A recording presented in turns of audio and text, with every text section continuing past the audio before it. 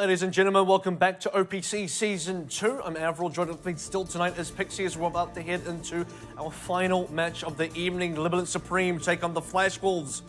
And here we go, the lineups on your screen as we talk about what we can expect here. Yeah, and right now, there's no way you can ignore it. Libalent are at the bottom of the standings, 0-3. They've only played a few of their games total from this first round robin, as have Flash Wolves. But Flash Wolves have only picked up wins, Libalent have only picked up losses, and based off those results, unfortunately, this is the sort of series you kind of can't help but expect Libalent to lose. It's a very difficult series for Libalent for sure, and I think this is a very difficult week in general for Libalent. Last week, we sort of said they had a couple of easier matches, quote-unquote easy matches. One of them was Hong Kong Attitude. They also had AHQ, which is, I suppose, not very easy for them either.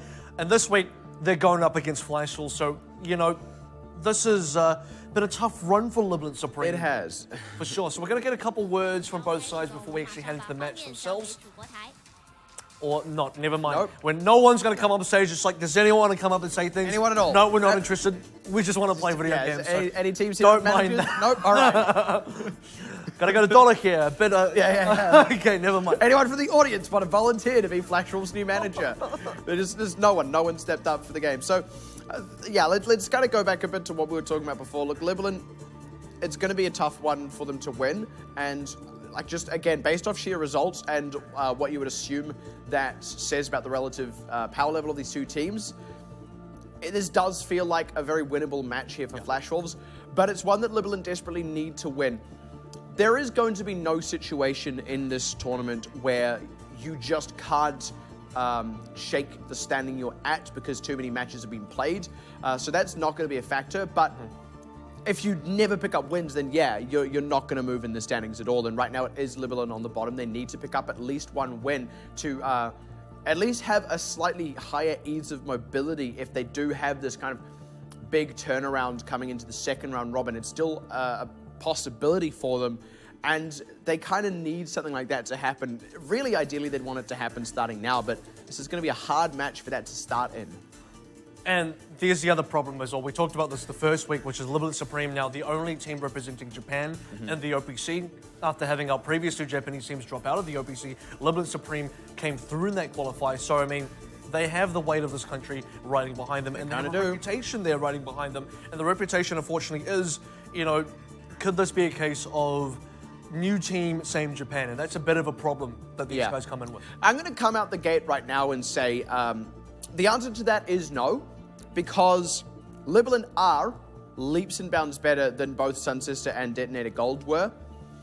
But the overall quality of play in this tournament has also gone up. So it's this thing like, I can't help but feel like Libalent Supreme, had they been in Season 1, would probably be in the middle of the pack right now. They'd be, you know, they'd be picking up wins against teams like Fireball back at that point, maybe taking out teams like Hong Kong Attitude and Machi. It's really hard to say, right? So Libalent here, though, come in being the weaker of the two teams to qualify through the promotion relegation tournament, and we can say that because they did directly lose to Ardians in that tournament, then qualified against Talon themselves.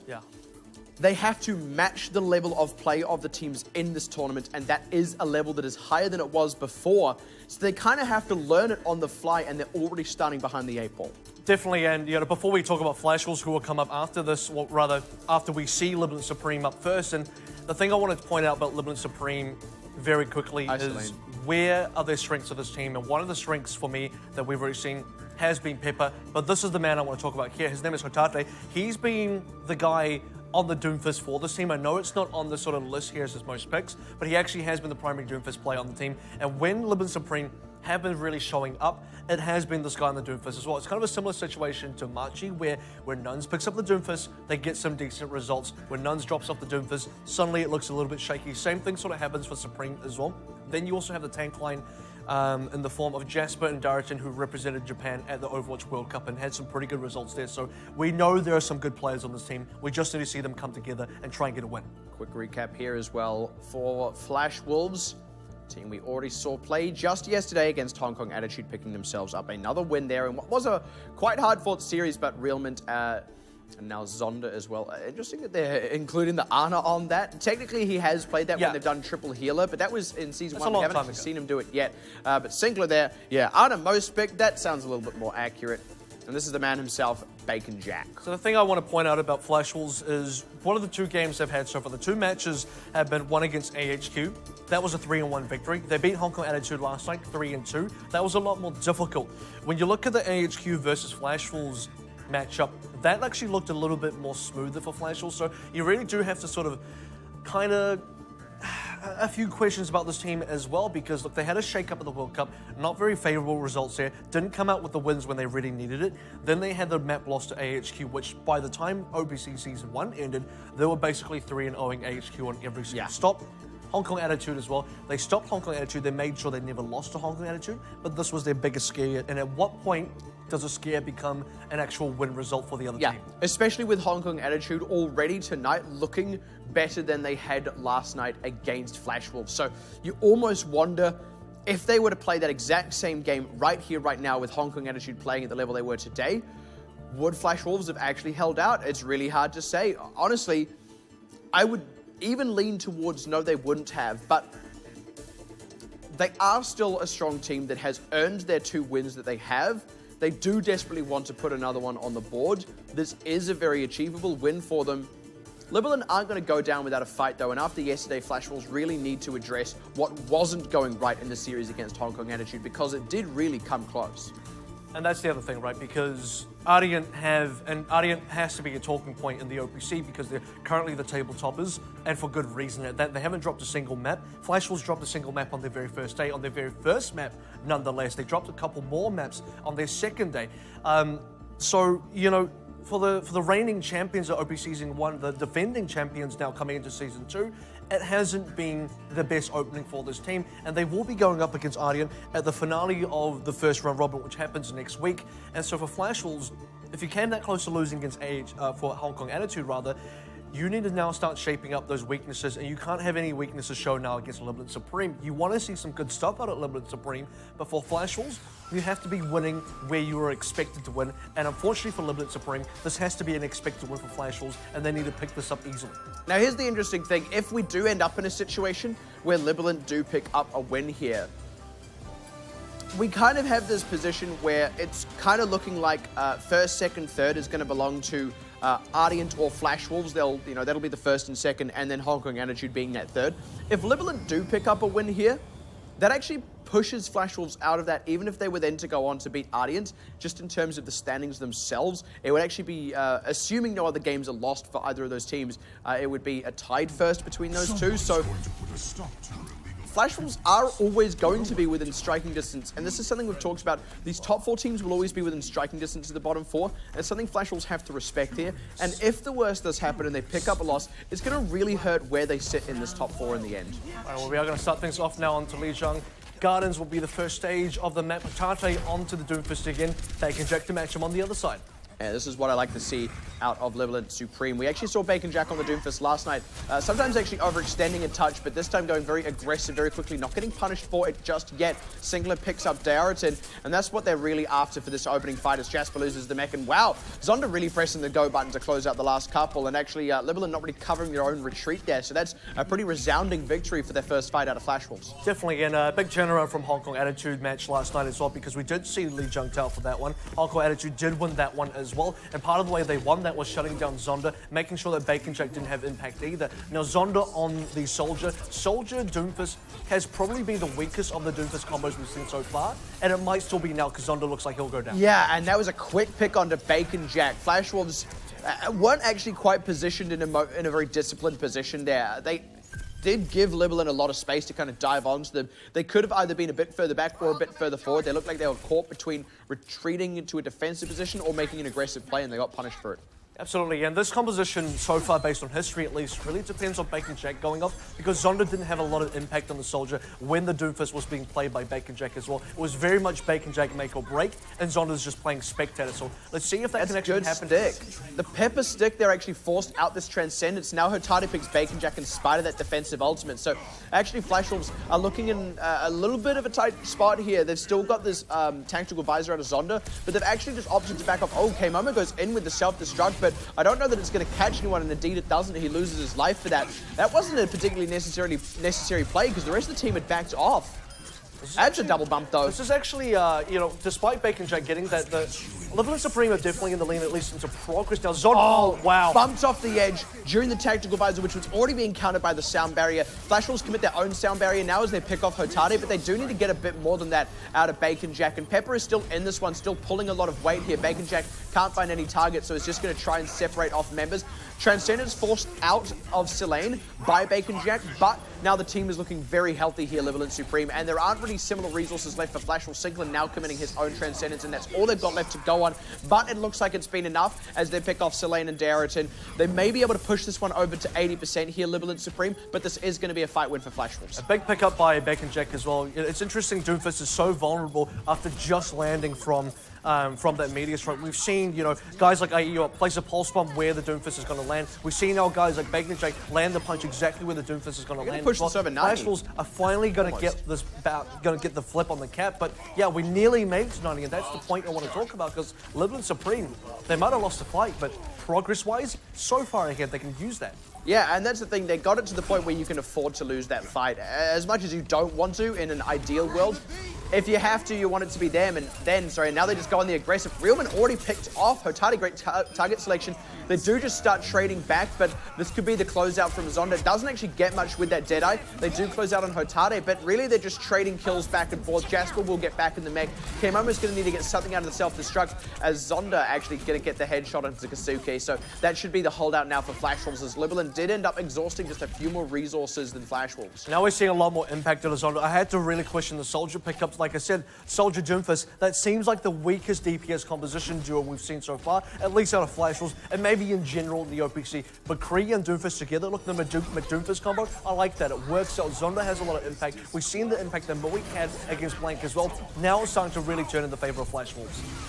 And that's going to be the self-destruct from Kemomo. It already pulls the weight. Now, this time, all the ultimates pull through big for Flash Wolves. Libalent have to back out really quickly here. They lose Selene as well. This would be disastrous. And Hotade will actually go down just at the end there. Selene, he didn't retreat to the base. Why is he still hovering there? That's a forced Transcendence. And now they have to book it to the point without Hotade. This is actually really disastrous for Libalent Supreme. This is a very disjointed fight. Jasper nearly getting displaced here, but now they have a window, a bit of an opening. Hotade will be able to rejoin. They need to get some quick kills, though, and unfortunately, they've already lost Jasper's mech. Where is the response now from Libalent Supreme? They need to get something out of this sound barrier, and indeed they do, out of Zonda and Realman. And Sinclair, this is what they need now. Kemomo closed out by Hotade as he rejoins the fray. 99% up for Flash Wolves, but 90% pass for Libalent. They only have to hold out from a staggered Flash Wolves. And they might be able to do that because Flash Wolves still waiting for respawners, and they don't have time to wait. They just got to go in. A couple of players are going to come and wait for this. You don't want to be trickling onto the point. And Zonda's already dead. Supreme, oh boy. Yeah, Zonda had to go into the Tracer instead of Bacon Jack because they couldn't afford to give up the Doomfist. And now Jonky's dead as well. They got no one left to contest aside from Bacon Jack. He's dead. Libalent have this on lockdown now. 99 to 99 is already a good enough result for this team, but it's looking like they're going to have a bit of an early upset here on the garden stage of Lijiang Tower, and the final kill on Kemomo will all but secure it here, bumping off the remaining members. Yeah, nice play indeed. They're actually really dragging this one out here, Flash Wolves, and they may get a chance to reset, but it's not looking good. Libalent are really keeping this nice and tight and tidy. Meteor Strike to make it look good with the Transcendence out as well. And Libalent are going to put themselves up 1-0. Ladies and gentlemen, anyone can win in the OPC. This is absolutely insane. This is not something that we expected. I don't even know. Flash Wolves definitely did not expect that one. Libalent Supreme got to be happy with that. They came coming in so strong in week 2. They obviously had some struggles in week number 1. Over the course of 1 week, there has been some sort of turnaround. I don't want to speak too soon yet because this may just be a brief window that Libalent Supreme have open. But we talked about this yesterday. Is it lightning in a bottle? Can Libalent Supreme actually close this one out and actually get a win? Yeah, that's the real question. If they do, the one map win will actually be very significant in and of itself. But they do ideally want just a little bit more than that, and they're not there just yet anyway. So now, on Night Market, let's see, is it indeed lightning in a bottle, or can lightning strike twice for Libalent Supreme? I definitely think so, and it's funny because Flash Wolves, they're the Flash Wolves, and that's where the lightning comes from. Zonda and Bacon Jack back on the same team. The clouds. They have. Doesn't cover wolves. Bacon Jack's dead, though. Selene with that headshot there, that's exactly what they wanted to open it out. Zonda is putting a good amount of pressure on, but it is Libalent with control of the point. Jasper actually didn't need to go forward there, but they make it work anyway by picking off Zonda. Pepper kind of had the space to make that one, so they may just be able to remake Jasper here anyway. They've still got control of the point as the cap comes through for them. And Pepper, he's got great ground control at the front of this courtyard. Libalent are still keeping Flash Wolves hard pressured here, even after the cap has already been secured for them. This is a really nice open. And just to answer your question, in Chinese, like as a direct translation, it is lightning wolves. So, you know, Flash Wolves in English, lightning wolves in Chinese. That's how it sort of comes to be. Why do they call themselves the lightning wolves? Well, I don't know. Flash Wolves sounds pretty cool. Either way, doesn't really matter. Libalent Supreme, though, I want to say that Pepper got a lot of room to play with there. Zonda, he needs to find that room for himself. When Bacon Jack goes down, this is when a lot of the problems start showing their faces for the Flash Wolves. Oh, good flashback onto Hotade. Actually saved Zonda's own life there. He was about to get closed out, but he needs to do a little bit more than that through this Meteor Strike. As K-Momo already losing the mech. That's a good Deadeye, though, to take out Jasper's mech to close out the kill on him as well. The sound barrier is going to run out for Libalent, and they lose Hotade in that. Great shots on Pepper, and that's the space Zonda needed. He's been pressured the entirety of that fight and survived very, very well. This is a deserved fight win for that exact reason. Closes out Kasuki as well, and that's going to be a cap route for Flash Wolves as Libalent push it just past 50%. So Libalent Supreme are definitely getting a lot of these early game advantages. We've already seen that onto Gardens, and last time they won Gardens off that advantage. Just had to get one cap on through. This time around, not going to be as easy. 57% is not 89%. They're going to do a little bit more work now. Maybe get something off the back of the attack fires from Pepper, but that's all they really have to work with. That being said, I do expect good things out of that tactical visor. At least if Pepper's able to make the same amount of space as what he has so far in the fights that they've won. They do have a self-destruct coming up soon to make that space, but with Hotade down, they may just have to back this one off, take the fight on the chin. Gonna get the ultimate out of Bacon Jack is at least something, and they maybe just want to draw some more ultimates out, but it seems all they're gonna get is the Primal Rage and Meteor Strike. They can be happy enough with that, but they don't want to let this go on for too much longer. That was good area control from Flash Wolves because they actually kept Libalent Supreme within their sort of spawn-ish kind of area. Made sure no one came out of the choke, and that's important because you see Jasper, or rather not Jasper, but Pepper on the top side was trying to get an angle on the rest of the team. He couldn't come out unless Libalent Supreme were out themselves, so both sides of the engagement for Libalent Supreme were shut down. And again, Hotade is actually the first to go down. Zonda with a great Deadeye to secure 2 more, and already this is a fight win for Flash Wolves just based off the back of that. Libalent Supreme luckily didn't commit too much to that one, so they now should have a slightly more favorable fight coming in on this next one, but it's starting to look a little bit dicey.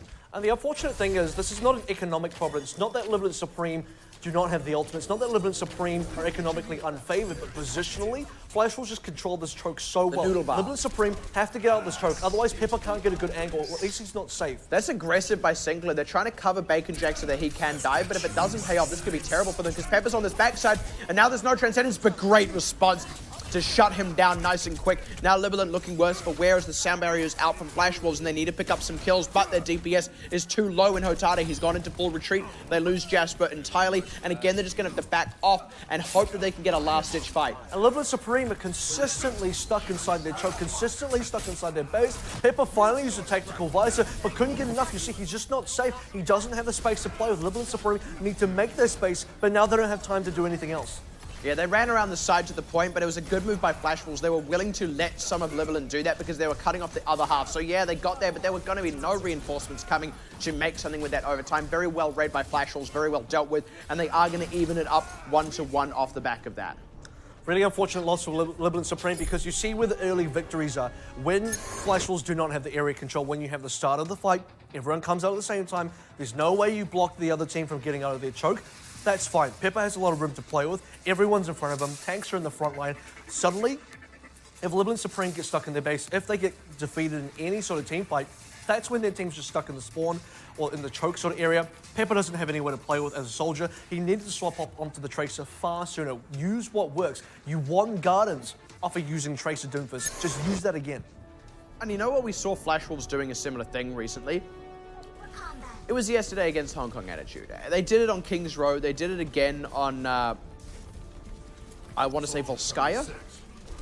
Even though Hong Kong Attitude did end up winning Volskaya, but they were able to kind of hold very, very far forward of wherever the objective itself was. And that was actually the same thing, kind of holding Libalent closer to their spawn, not letting them fight on the point itself. Now let's see, with that even playing field for the first skirmish, if Libalent can get a similar early advantage. And this is going to be the best fight again for Libalent Supreme, in my opinion, because this is when you have the area control that Flashwolves do not get at the start of the game. Flashwolves just going to look for Pixie, get a flashbang kill, get a nice headshot somewhere from Zonda. That's going to be the opening. One rocket punch as well might just be what Flashwolves can get. And that's the thing, this is actually a very high-pressure team comp for this opening skirmish, because you're right, either a good rocket punch or a headshot can just secure the fight out and out, but actually it's Libalent with the ground itself, and Pepper is well set up, so honestly Zonda's having to sit back very far to stay safe, and there's the aggression out of Bacon Jack. He gets Kisuki, and this is a really early Transcendence, but it's not enough to save the team as Hotari gets picked. They go deep for Zonda to try and get something out of that Transcendence, get Bacon Jack as well. That's the equalization that they desperately need, but they need to not lose their Ariton in this as well. Meanwhile, Jongi is still very healthy and keeping up the pressure. He knows that he can safely do so. Hotari swaps out onto the Genji. Pepper does get away, but Flashwolves get the point. And once again, it's a tank combo of Flashwolves. We talked about the tank combo yesterday in the Hong Kong Attitude versus Flashwolves series. If Zonda goes down, if Bacon Jack goes down as well, it comes down to Jongi and K-Moment. They held the count for that team against Hong Kong Attitude. Now they're doing the same thing. Bacon Jack takes down Pepper. At least we are seeing something different out of Libalent Supreme. Get rid of the Soldier, go into Tracer, see what you can do with that. And the Genji as well for that extra mobility. But once again, Flashwolves looking to hold Libalent Supreme as close to their base as possible. I think you're actually playing into Flashwolves' strategy here a little bit by going onto the Genji. Look, Zonda wants you to jump in so he can get a flashbang headshot. You want to jump in, you're just playing his game. That was a good dive out of Darrington. He did pay for it with his life, but he nullified the Deadeye that was actually zoning the team here. Bacon Jack is going deep, one part to save himself, another part to cut off reinforcements and wrap around the side here, but they need to get a lot more than what they're getting so far, because now they've had to pull way back to the point. They're a little bit scattered in so doing. That being said, Libalent haven't closed out further kills off this.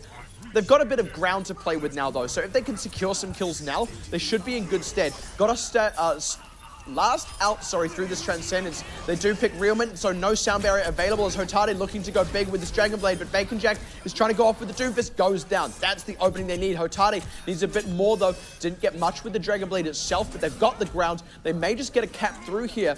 They need to get a few more off the back of this Jongi, especially keeping this one alive for the team. And they lose their healers. Actually, Libalent looks like they're going to back off. They're going to have to, because they lost the Transcendence. That was going to be the only tool to stay back into this fight. Selene going down, that's going to be a full reset. Hotari need to get way more out of the Dragon Blade as well. It just seems like these ultimates out of Libalent Supreme not getting nearly enough value. On the other side of that, Flashwolves, they're barely using ultimates, and when they have to, they are getting value. And even when they're not, they're still getting the kills, and that's the difference. All right, last-ditch effort now from Libalent as they go straight on with the Transcendence. The Deadeye can do something about it. The deflect to sort of stall it out, though. And he does peek around the corner to grab Hotari. Indeed, patience, young Grasshopper. Now the Transcendence out of Singler to come on. They do get one trade back on Realment, but it is not looking like it'll be enough because Libalent are very thin on members. And unless a robot monk and a Portuguese, Brazilian rather, DJ can win it, I don't think it's going to happen for Libalent. And indeed it won't. Flashwolves take it out 2-1 in a comeback. And that was a really interesting series because I feel like Libalent Supreme had that good start. They had the opening on Gardens they were looking for. A lot of that came off the back of Hotari on the Doofus, mixed with Pepper onto the Tracer as well. That was a really good combo for them. You're going to see now a good example of the way Zonda uses the Deadeye. He gets a lot of kills with the Deadeyes that we actually seen throughout the series that he used. A big problem for Flashwolves actually for Gardens was the fact that they tried to make the Soldier Doomfist work themselves. And that just wasn't the case. As soon as we saw the Reaper, well not the Reaper, the McCree come back out again, that's when Flashwolves started to really turn back on the heat. Yeah, the McCreeper. McCreeper. That's still my favorite combo. It's like not like in terms of gameplay, but in terms of the way it sounds. It's like a neckbeard is like greeting a stalker, like McCreeper. that was weird. That was a weird a little joke. strange.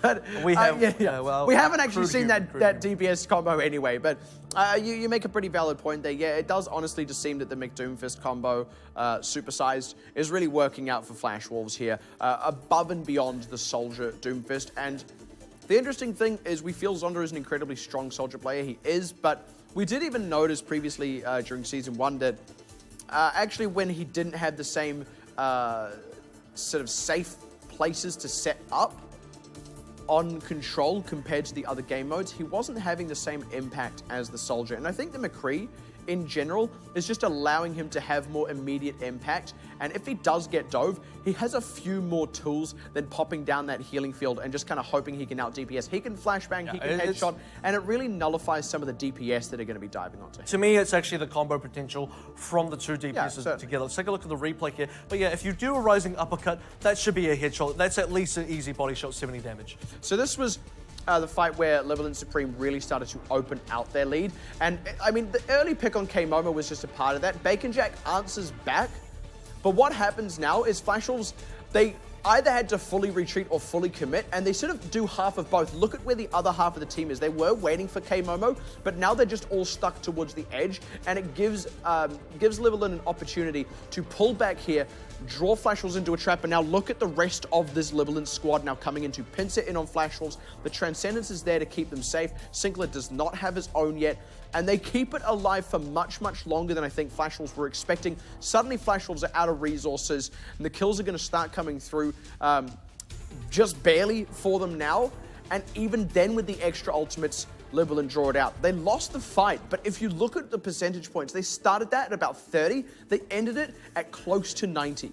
And that's actually what ultimately allowed them to secure it, because they got it to the point 89. where they were okay with losing the fight. I think that's definitely correct as well. 89% was what they got it to, so they managed to stall that out for a very long time, but it's not just about the stall, it's the fact that they were equally trading for the good part of that. So it wasn't until the end where you started to get a big string of kills from Flash Wolves. I mean, you see Bacon Jack there as well. Hatare lands with the meteor strike and then immediately into a punch. I mean, this is just Bacon Jack reading the plays from the other side. In fact, one of the winning plays that we might get to see, maybe we won't, if we won't, I'll tell you about it now, was Hatare actually outplaying Bacon Jack with the meteor strike, which is they both meteor strike at the same time. Bacon Jack lands, and then Hatare lands on top of him. Let's go to the next replay. Onto Control Center. This is going to be the opening fight. Yeah, and Zonda does have to set a bit further back because of that McCree, and he does so. This means Libalent gets the ground, and it looks good until suddenly Bacon Jack finds a double. And this is quite rare. Often we're seeing Bacon Jack go in and maybe overextend a bit, but the pressure was still being exerted by Zonda in that far back. He does finally go down, but this is exactly what we talk about.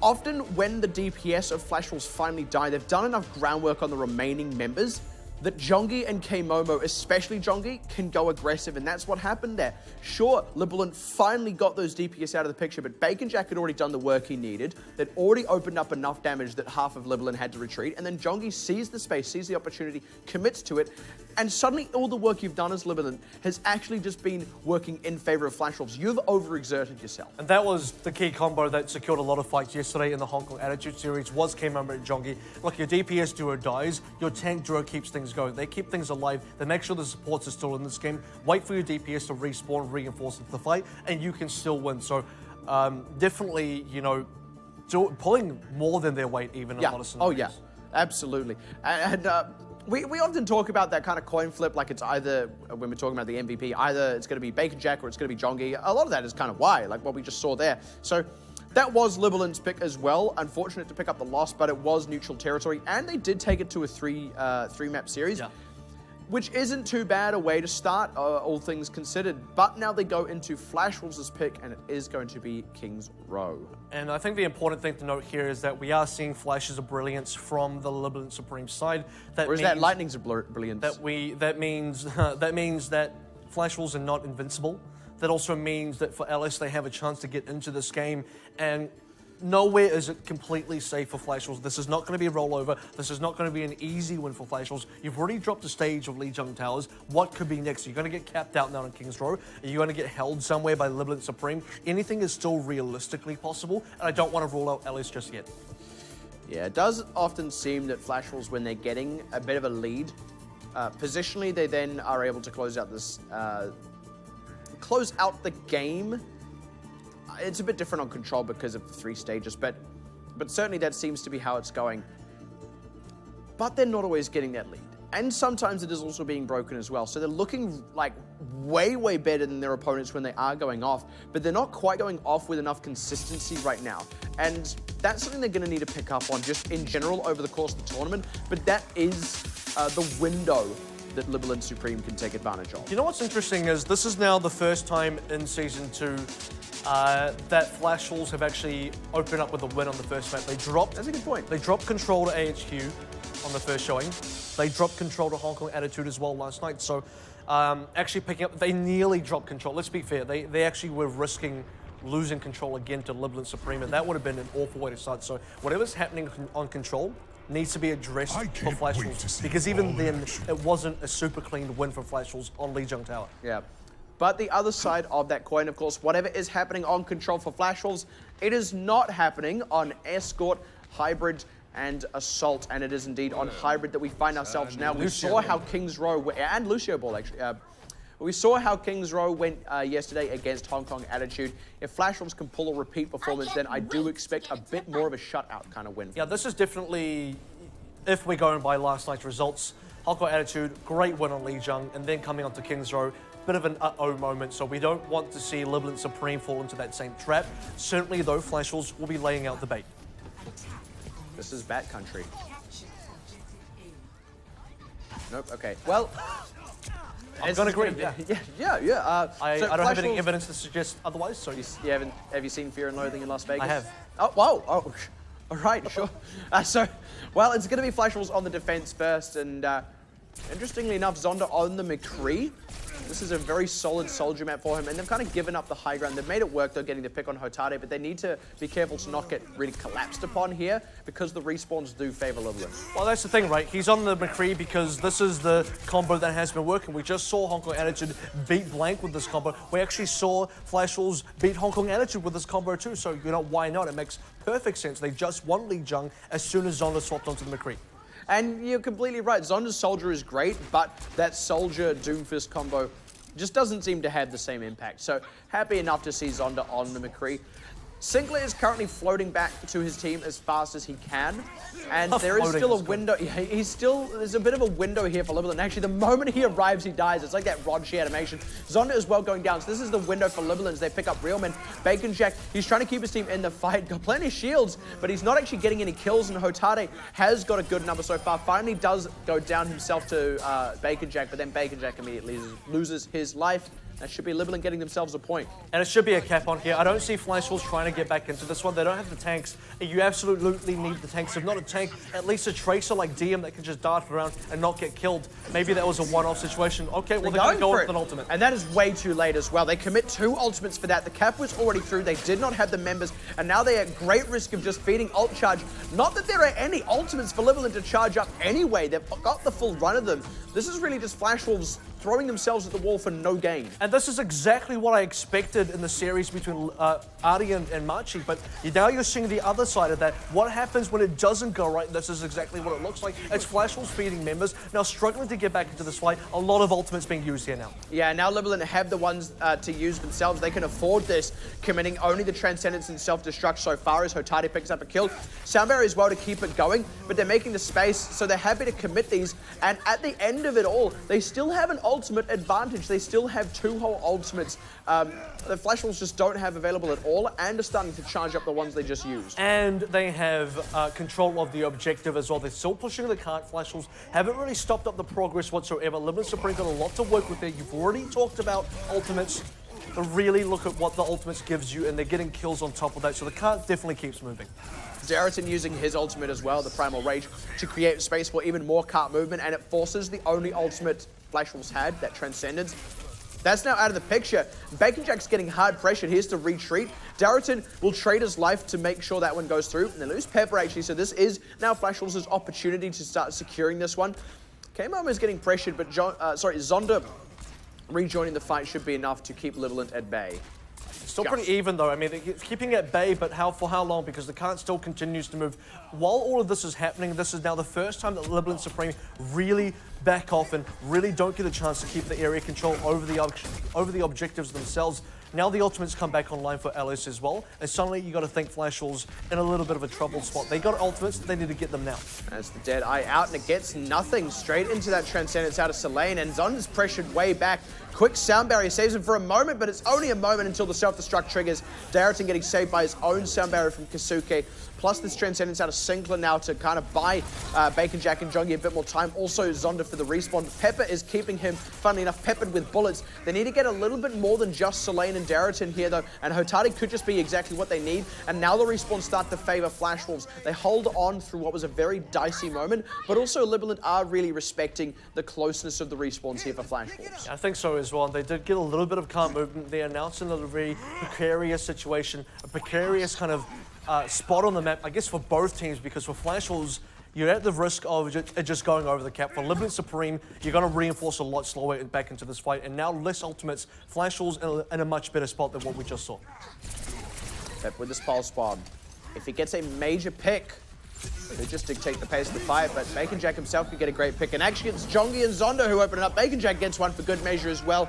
Everyone gets a kill. You get a kill. You get a kill. Jongi what they do get to do is use up a lot of ultimates as well. So Libalent are happy to take that one on the chin, even as it burns down more time on the clock.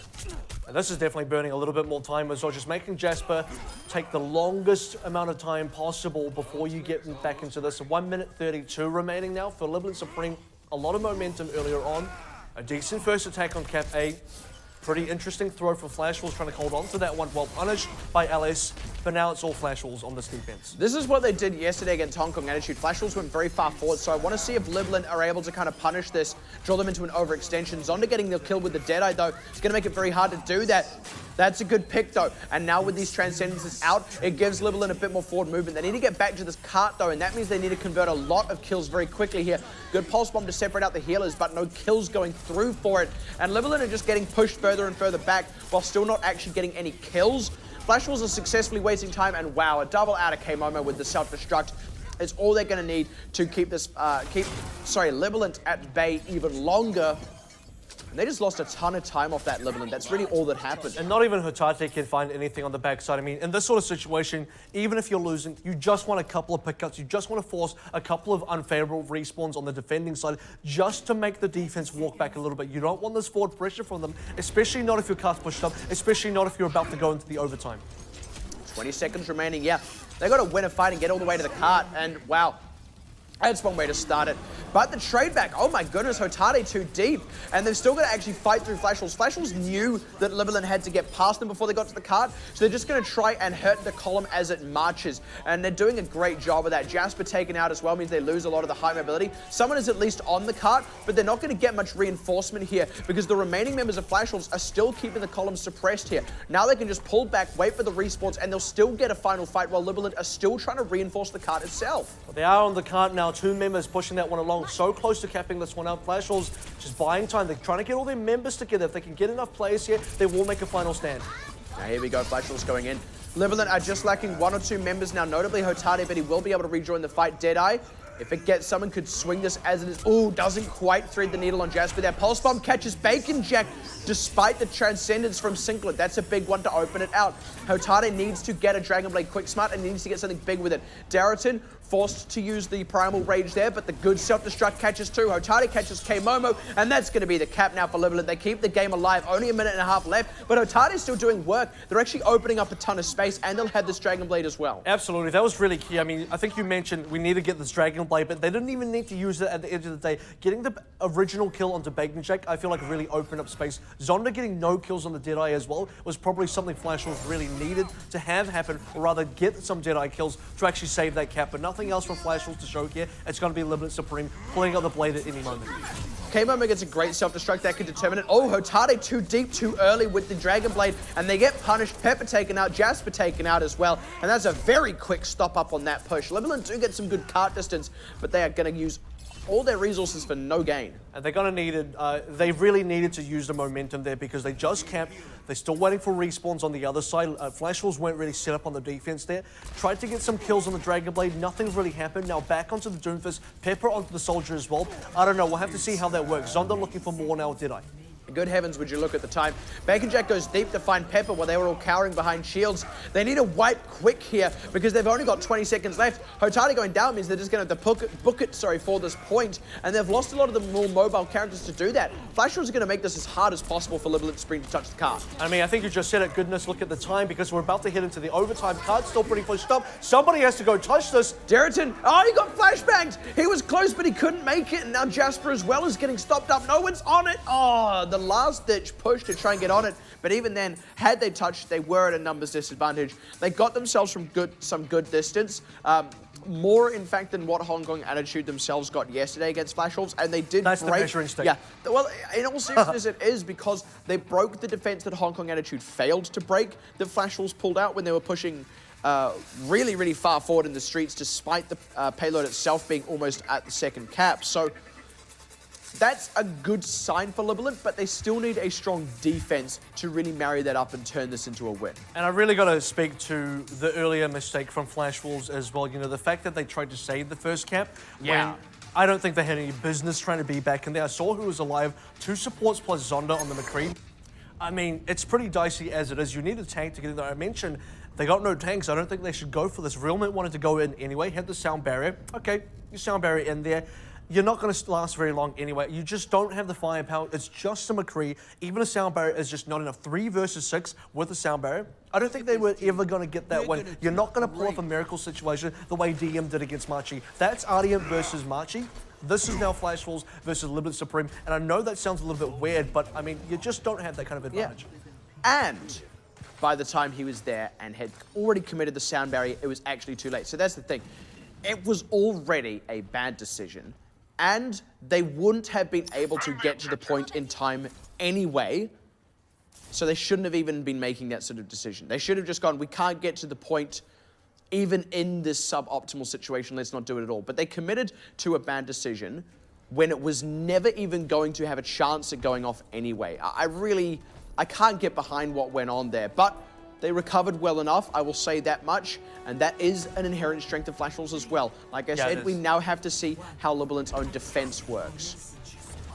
Going back to the tried and true Tracer Doomfist combo, this is definitely what I think works well for the Libalent Supreme side. Getting aggressive too, so this is really important. Yeah, wow, big dive by Bacon Jack takes out Hotare. They do trade on to Sinclair, but Sinclair's going to have a much shorter walk. Jongi is low, but it doesn't really matter. Bacon Jack's still going off. He's still able to pull the weight, and Jongi gets his health top back up. Bacon Jack is just tearing this defense apart. Libalent falling to shambles very quickly under the Flash Wolves pressure. That's going to be a quick cap. Maybe Libalent will be able to come in for a last-minute contest, but that's really all they got going for them right now. I think for Ellis as well, they managed to get a kill quite quickly, but they never really respected the counter-attack coming up from Flash Wolves, especially they didn't put the pressure on Flash Wolves. Bacon Jack, and he was one that got the majority of the kills that allow Flash Wolves to get that cap. Oh, wow. Bacon Jack hasn't stopped. That was a good read by Flash Wolves as well, knowing that Libalent could come in for that last ditch, so setting up for it. And again, it's that thing of like cutting off the column. That being said, Libalent have kind of gone blow for blow here. Flash Wolves do have the closer respawn, and Bacon Jack is always pulling weight in these fights, so I think it's still going to work out for them, even though Libalent picked up a good number of kills. And yeah, with Pepper down, that should secure it. Indeed, it does. Jasper for good measure. And now actually Libalent aren't going to get an early fight in this streets phase. Similar to Flash Wolves, I guess, on their own attack, but it is just kind of the situation happening. Flash Wolves getting a little bit of forward pressure as well. So, you know, for a team that kind of got punished doing this, they're now punishing Libalent Supreme for trying a very similar kind of thing. I don't know if Flash Wolves are going to get the same momentum, the same kind of distance on the cut that Libalent Supreme did, but that seems to, we'll have to find out. That was a really smart play, though, by Flash Wolves. Like I said, reading that Libalent had time to come in for a contest and setting up to cut it off. It's just smart. Like, that is reading the game well. Wow, that's a catch. I mean, that's just an easy kill.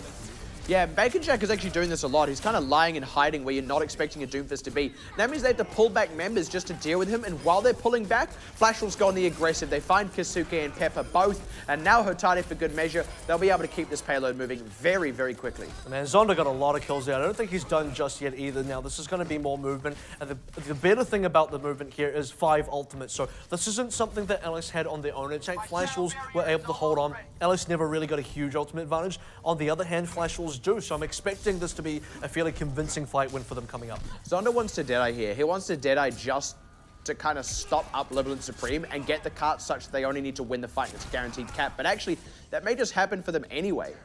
I think if Zonda wants to do that, he should go to high ground first. He's in a very contestable spot here. Expect Bacon Jack to maybe pick up a kill. There's the high ground. Oh, threads the needle to catch Hotade to trade back on Bacon Jack. There's still some ultimates in the pocket of Libalent, and they leverage them. Catching Realman and K-Momo's mech in the self-destruct is exactly what they needed now, and Pepper keeping the card on lockdown. That is going to repel Flash Roll, so they're not going to get as quick a 0.2 cap as they got on 0.1, but Libalent do still need to hold out for a very long time. That's the thing about Zonda there, is he got the Deadeye kill onto Hotade, but no response for Selene's Transcendence, and you almost think, had he had the Deadeye while the Transcendence was coming up instead, he might have actually prevented Libalent Supreme to be able to hold on to that one, because as soon as he got the kill onto Hotade, Selene just saved everyone. Libalent Supreme just hold on. Now Hotade has a decent ultimate. Darrington might just have his Primal Rage force here. Indeed, he is. Straight into Singler's Transcendence as well, so there's not a whole lot you can get. Bacon Jack got spotted out. That's big from Selene, closing out that one. And that's actually the first kill of this fight. Zonda has the sound barrier running, so no one's really able to dive him right now. Libalent, though, they need to get a few more kills. They're trying to get Jongi down through this Primal Rage. Flash Rolls are actually, I think, smart to retreat here. Even though they could have potentially kept the fight going, now they can regroup, wait for Bacon Jack to rejoin and come back in. So much momentum is already gone for Flash Wolves, though. They came in with a push on 5 ultimates not even that long ago. Now coming in on 1. And Selene back on the Transcendence already. This is what stopped the Flash Wolves last time. And a great stick onto Zonda out of Pepper. That was a good movement by Libalent. They knew that Flash Wolves went in, so they just went in themselves and kind of caught Flash Wolves unawares. Caught them by surprise, as it were. Bacon Jack going down as well. And Libalent, they have actually really dug in their heels here. This is looking to become something special. And that stick was really important for a multitude of reasons, because look, Zonda needed the Deadeye to counter out the Transcendence. Last time he got a Deadeye kill on Hotade. That didn't matter so much because Selene still kept the Deadeye, still kept the Transcendence running for the rest of the team members. This time, had he Deadeyed while the Transcendence came out, might have picked up a couple more kills, but he got stuck immediately. And Flash Wolves, they're going to go back to their normal formula. Yeah, but ain't broke, don't fix it. Zonda already a good open as they find Hotade, but Zonda getting pressured and goes down to the self-destruct. Not saved by Sigler's Transcendence, unfortunately. Kasuki tiding them over with the sound barrier now while they wait for Selene's own Transcendence. And that means Realman can use his safely, giving them time to demech Jasper. They've got plenty of pressure still in this fight, and Pepper isn't really pulling much weight just yet. His pulse bomb goes wide. Darrington gets a crucial pick on Sinclair, and Selene saving them right now. Doesn't catch Hotade because he was in the air with the Meteor Strike, but Hotade is alive and can keep up the pressure himself. They haven't displaced the DPS, but if nothing else, they've wasted a ton of time, and now they get the kills through as Darrington has the winner to go aggressive.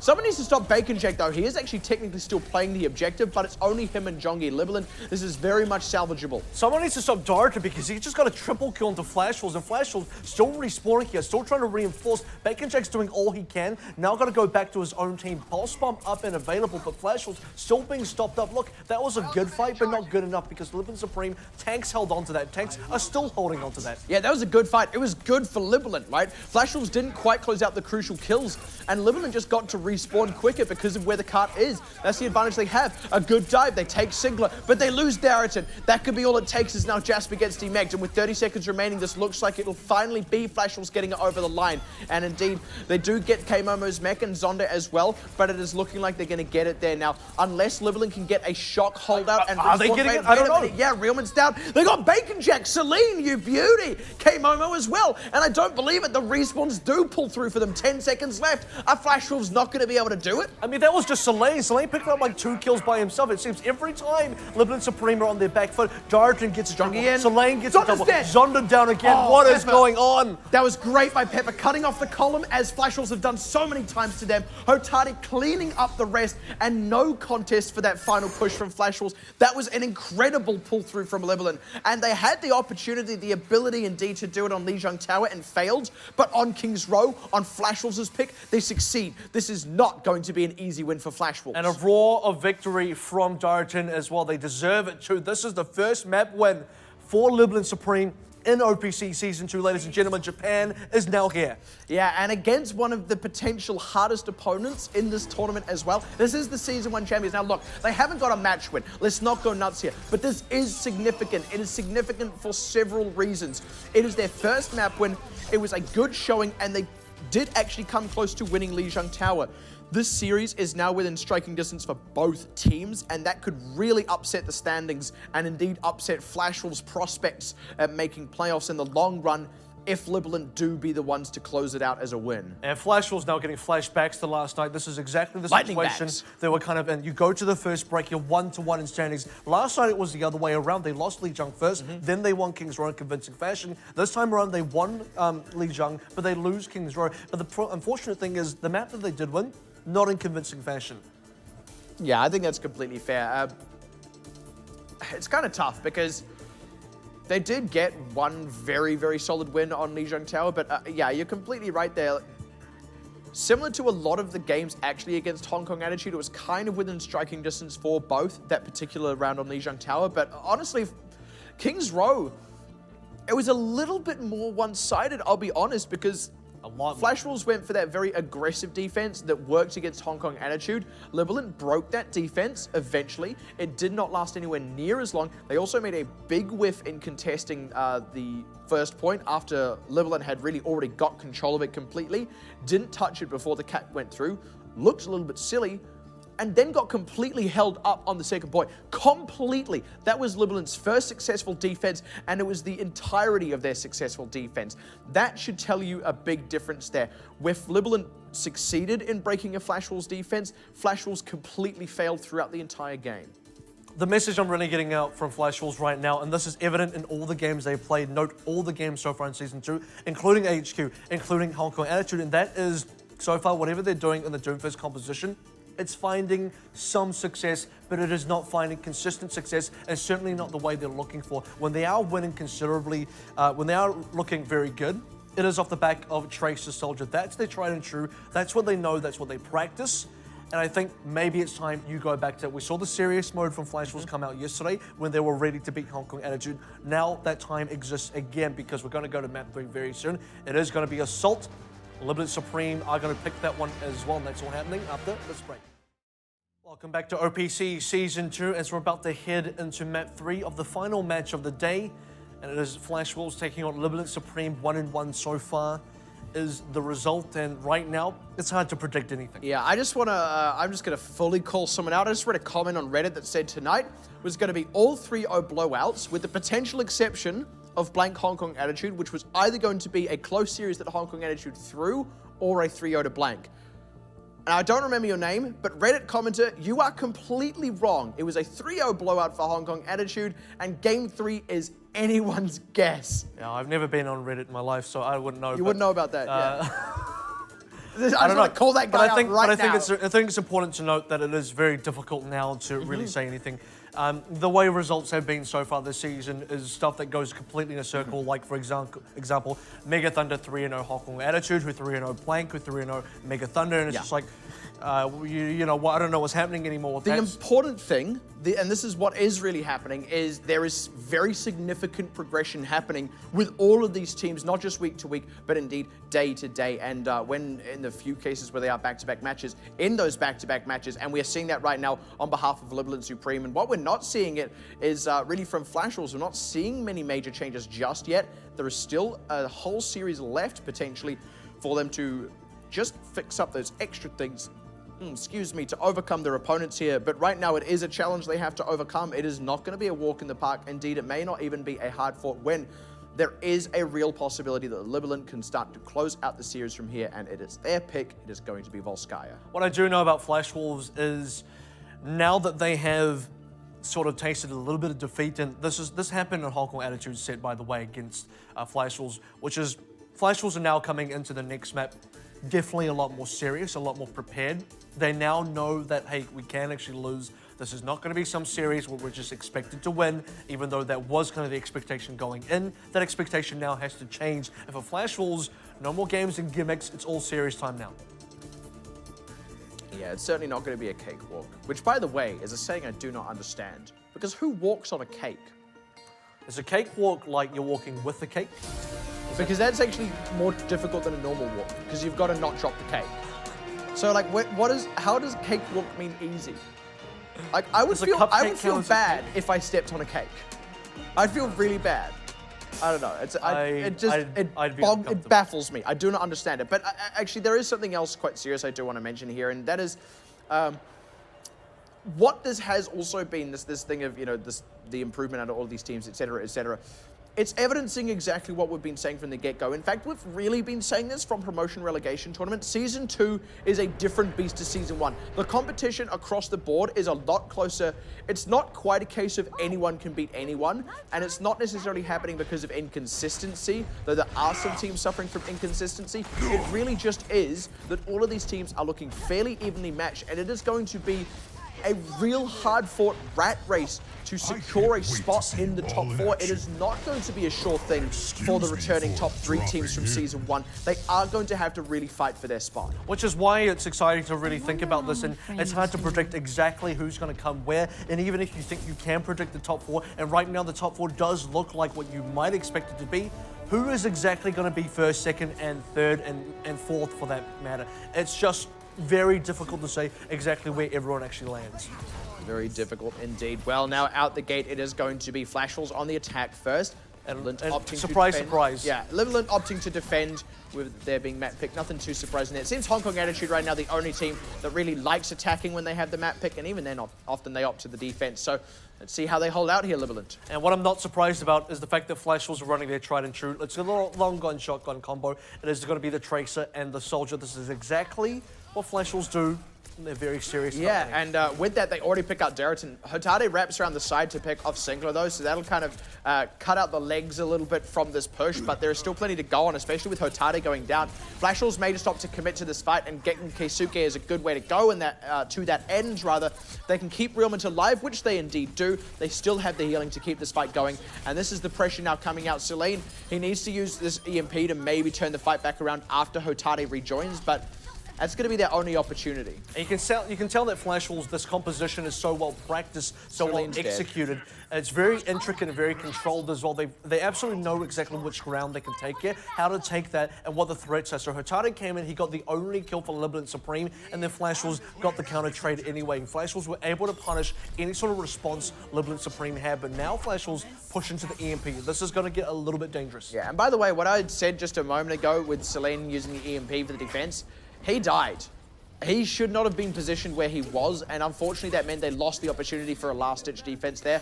At any rate, they do have that EMP up now. You're right, Flashwolves. They need to just kind of last that one out, but this is also the crucial defense for Libalent to hold out on. He's definitely going in. I'd be careful about this. Chooses not to use it. Actually, Hotade going down. Yeah. So you don't want to go without your DPS, and actually for Libalent Supreme, this is getting worse and worse. Yeah, and Darrington's committed his ultimate as well with Keisuke now dead. Jasper's going to be forced to self-destruct in a really awful spot here. May just be able to get back in the mech. Indeed, he does, and that means the tactical advisor... Yeah, not for long, but that means the tactical advisor did not get much work done, and while it was failing to get work done, actually, the rest of Libalent was cleaning up the rest of Flashwolves, so that was well absorbed by Libalent for what was really a fight that was on the precipice. And it did look very dangerous for Libalent for at least a little while. They lost 2 members. Zonda had the Tag Visor coming in, you're right here. Spent the whole Tag Visor into one play, and Libalent Supreme actually didn't use many ultimates there. They had Jasper, sorry, not Jasper, they had Selene use the EMP. Darrington used the Primal Rage as well, but everything else it looks like they kept. And now they're kind of evening up the tables a little bit. Should be able to get an EMP during this fight as well if they balance it right. Need to sort of stay tidy for the first, but not let anyone go down. And yeah, Pepper and Darrington, like I said, don't let anyone go down. Now Hotade has to use his ult to stay alive. This is looking very rough now for Libalent. The Sound Barrier out to try and buy them more time here. Hotade just going to full retreat with that one, and Flashwolves looking very well set up as they pick Celine. No EMP as a last ditch. Jasper gets taken down as well. He's on that health back, but he's not going to be able to get the extra health from it. There should be a third for them, and Zonda uses the tactical visor to secure it out. Yeah, extremely fast indeed. 2/3 now. I don't know if Libalent can do this. The EMP is going to have to get a lot of work done, but who's there to follow up on it? Sinclair coming in with the Transcendence. He was out of range of the EMP, and now they only need to kill a few more. There's, what, 1-2 members of Libalent on the point. Hotade finally pulls one back in the form of killing Sinclair, but they need just a lot more than that one kill, and they lose Keisuke and Darrington. It's not looking good. Jasper no mech, Jasper no life, and there's no one left on the point. Flashwolves 4 minutes 29. That is a hard time to beat for Libalent. And look, I think they actually Cap A was pretty clean. It was a little bit slow, but very clean. Cap B was very fast. They did lose one fight. That was well played by Libalent Supreme, but Flashwolves came back stronger than ever. I mean, you could see the anger. You could see the aggression from Zonda particularly. He just went into the faces of so many men, played so aggressively, relied upon Realman's sound barrier to keep him alive for one of the moments there where he just basically dived directly into Jasper's mech. It was just something to behold. I mean, this guy really wants to win it for Flashwolves as well. You can see the fervor. You can tell how much they want to be able to take the series out. Yeah, what you were saying before, like, no more Mr. Nice Flashwolves. Like, yeah, now that, not that they weren't taking it seriously, but it does feel like, all right, now let's play serious. Let's play for real. And, like, that did just look like a cleaner Flashwolves playing at a better level than what we just saw in Kings Row. I mean, this is the practice Flashwolves. This is the composition Flashwolves always run that they're so well known for. You don't get to beat Flashwolves without beating the real Flashwolves, and this is the real Flashwolves. When they run the Tracer Soldier, this is their best possible showing. So it's kind of strange that they don't run it to start with. At the same time, you do see that Flashwolves are trying to get other compositions in there. They're trying to find other ways to win the game, other already said compositions, but, you know, other win conditions, essentially. So trying things out, things aren't really working out, go back to something you know works. Just boogie on down, Jongi. Boogie on down. With the disco light, nonetheless. That was really loud. If the robots won't dance, the Winston will. Yeah, Jongi will dance in place of the robots. And we've never seen that robot dance since. I know we talk about it a lot now, but when are we going to see that again? Well, I don't understand what happened Singata has a dance emote, so you got that. Yeah, you got an actual dancing robot. Well, so does Genji, but doesn't really do much. He's a cyborg, doesn't count. Oh, sorry. You know, you're not a real robot. So he's not a real robot, he's not a real human. Poor guy. It's discriminated from both groups, humans and Omnics. Right, so it's going to be a Sombra now for both sides. Flashwolves. I am interested in the fact that they didn't run Sinclair on the Sombra, and they didn't run Zonda back onto the Soldier, because that is a little bit more classic. This is a little bit more new age Flashwolves, though. Yeah, they're not summing out the healer for it. They're really valuing that extra healing, and that also means Libalent technically are running a triple DPS on their attack. We'll have to see if it goes explosive in the right direction for them. As we often say, it can blow up in your enemy's face just as equally as it can blow up in yours. So let's see if Libalent can control the explosion. And Libalent need to get a little bit more done here, because, like you said, they're running the triple themselves. That could be a kill that was very risky. Oh, nice. Could still be a kill. Spots out the translocator and closes out on Zonda. Going deep now onto Sinclair. They do lose Pepper in among that, but they should be able to keep the pressure on. Actually, they're having a bit of a hard time closing up these last few. They're finally getting onto Realman and Sinclair, but they lost both their tanks in it. Now Hotati is just kind of man alone trying to take on these two tanks, and we know how that often goes for Jongi. Indeed, he keeps it secured. They will get a third on the point itself for this, so that's better than nothing, but that was a little bit ropey for a moment there, Flashwolves, and they held it down. That was unfortunate because Hotati was the only one getting kills. So where Hotati was getting kills, yeah, he got Zonda. He got another play in the middle of that. I think it was Realman, but Flashwolves, they killed everyone else. So they revenged Zonda and then some. They paid that insurance and then they paid the interest as well. Oh, that's a good pulse bomb stick by Bacon Jack to take out Hotati. It's going to mean that Libalent just kind of had to wait before they go in for another one. And Zonda wants to get more. Actually doesn't quite get the kill, and smart to not commit the EMP. Definitely holding on to resources for the time being. Sinclair close to Transcendence as well. Selene, if he can get an early EMP here, could just shut down the Flashwolves before Flashwolves can get anything done. So look for Sinclair to hide out of the EMP, similar to what he did when they were capping Cap B. Let's get you healed up. There's a lot of healing to fight through here as well. I mean, that's the thing we don't really talk much about, is the healing capacity you do get from the Sombra is to be accounted for when the team is on the defense, because they can retreat to this health packs, and I think that is actually a significant difference here. Libalent trying to get aggressive now. The EMP has come out from Zonda, but they are going to force out this Primal Rage from Jongi if he's not careful. He doesn't pop it. Jasper closes it out with a bump, and they get K-Momo as well. This is looking good for Libalent. Their own EMP just pulled the extra weight. Zonda goes down. Darrington securing that one for them, and they didn't do it quite as quickly as Flashwolves, but they will cap point A, and they've still got plenty of time to cap point B. Definitely do have a decent amount of time into the bank, but it's going to be a struggle to match Flashwolves when we get to the time bank, assuming we get to the time bank. Selene's EMP definitely did a lot more work than Zonda's. Catching Jongi in it meant he couldn't pop the Primal Rage. He saves it for this fight, though, so this could be very crucial, because point B is where Flashwolves want to make their stand. Pepper is set up on the side here as well to catch someone unawares, if nothing else. Going aggressive now. They know that there's going to be a hacked health pack in that room, so they're just trying to get a good one-shot out of Hotade. Sound barrier so that they can force this fight. They've separated out Flash Rolls, and getting picked on Jongi is great. Now looking for Zonda. That's a good pickup, a really good pickup, actually. That means no EMP available. Oh, but Jasper, even more kills now coming through. This is surely going to be a third, with Sinclair being taken out as well. And now this is staggered respawns for Flash Rolls, and in a very awkward order.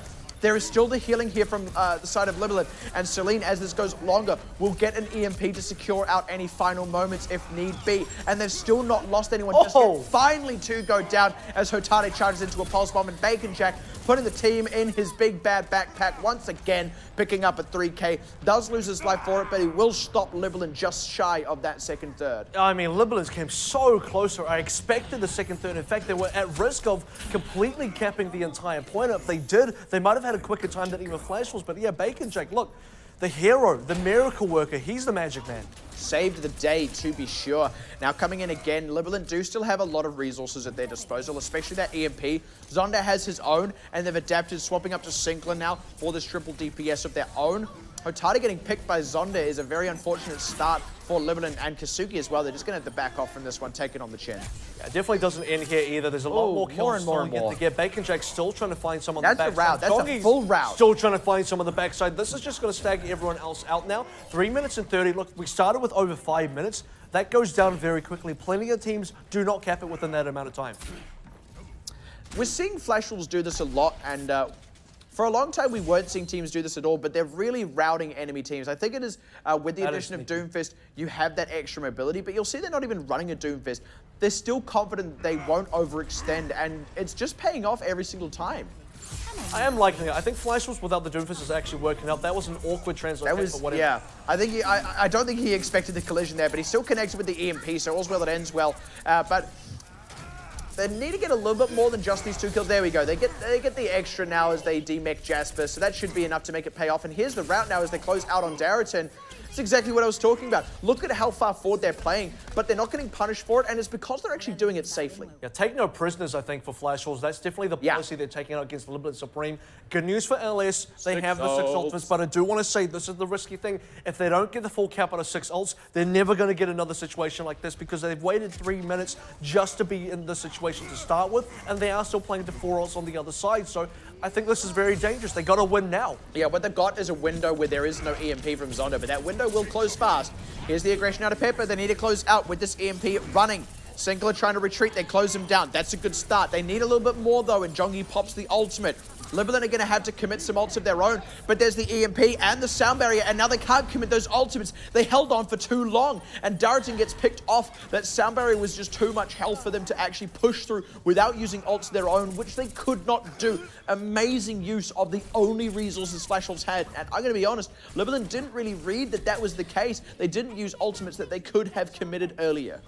Man, and once again, Flash Wolves on the chase. They just get so much extra out of us. Every time Libalent Supreme, they try and fall out. Flash Wolves just don't really let them. We're going to see now possibly another.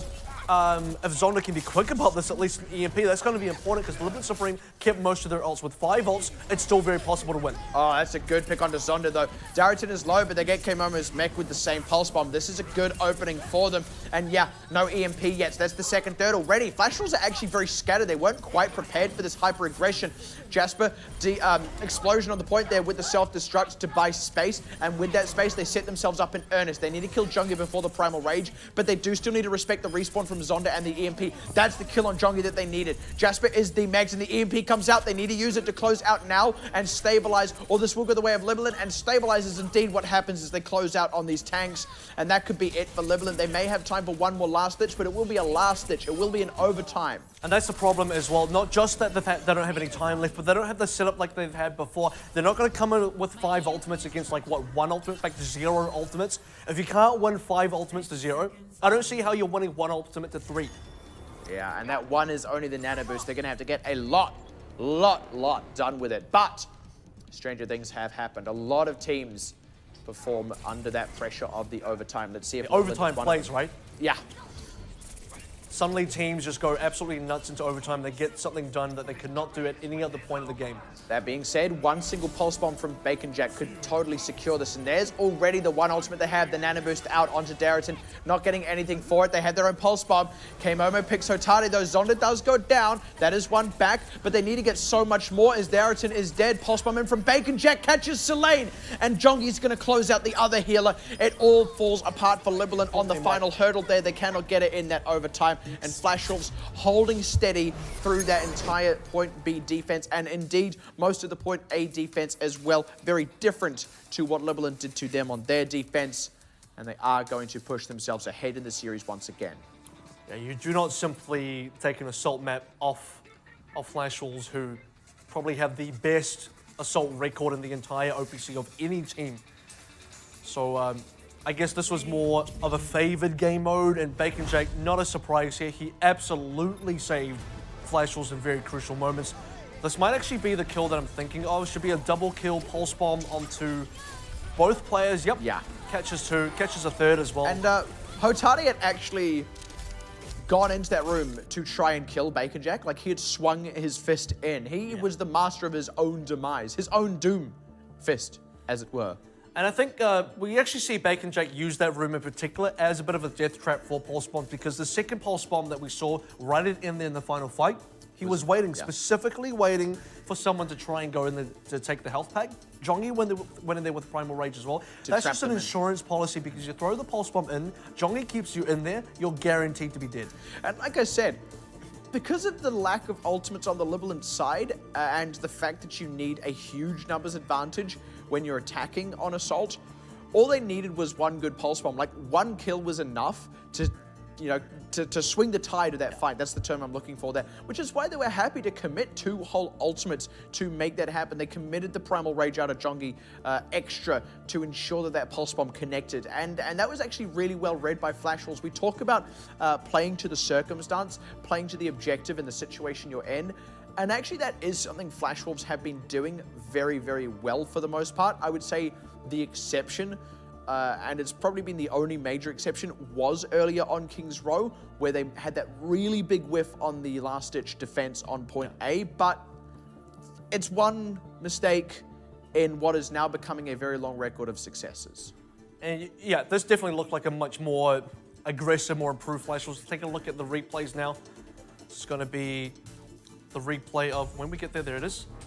Cat B, so this is Flash Wolves getting very aggressive, if I'm not mistaken. Not a lot of members alive for the Libalent Supreme side, still holding on to a few ultimates. If this is the second push on through, which they actually cap it out, Zon look at a very quick tack visor. Remember, he tack visored in that initial push, was so aggressive, got so much damage done, he had another tack visor ready for this push. And look at where he is in the kill feed, by the way. You'll see him just before that. He was the one to actually first de-mech Jasper and then kill the pilot form Diva with the Helix rockets. Plus the extra damage he was pouring into Darrington the whole way through that was where he got that from. The only trade back they got here was Sinclair, and then it was just the situation of, because Hotari had dove for Sinclair, he was separated from the team, so was Kisuke, and Libalent would just split up for this final moment, really. And when there's, you know, that tiny little fraction left before the point gets capped, if you're split up, someone's always going to be diving for the point, rather than your team making a concerted effort to push onto it and dislodge the attackers. And it's really easy to dislodge attackers because you've got that respawn advantage, because they are essentially the ones overextended compared to their own spawn. Let's take a look at the next replay now. This is going to be on the flip side, and it is Libalent Supreme now attacking, and I think this is the push where they had a lot of ultimates, so they actually got a decent number of kills here. Yeah, this was where they got their third, and we said there was a moment where they looked like they were about to get a second third, and we talked about the hero here is Bacon Jack, and you'll see the double pulse bomb that he connects, and this is the one where Hotari actually charges into this back room. So take a look at what happens. Bacon Jack spots out the defense coming in here. Hotari knows that Bacon Jack is going to go for Kisuke, so he tries to kill Bacon Jack. Does not read that the pulse bomb will come out.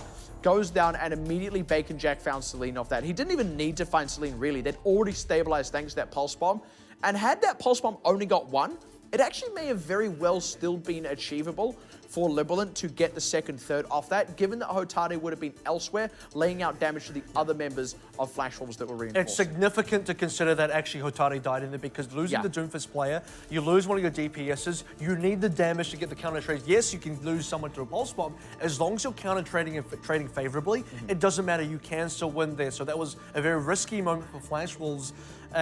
If you really sort of rewind back a little bit, you actually notice there was a moment there in that attack where the only member alive was K-Momo, and he was the only one still keeping things going for the Flash Wolves, making sure the second, third didn't come out. Then Bacon Jack respawned, then he made that pulse bomb play, and suddenly everything turned around.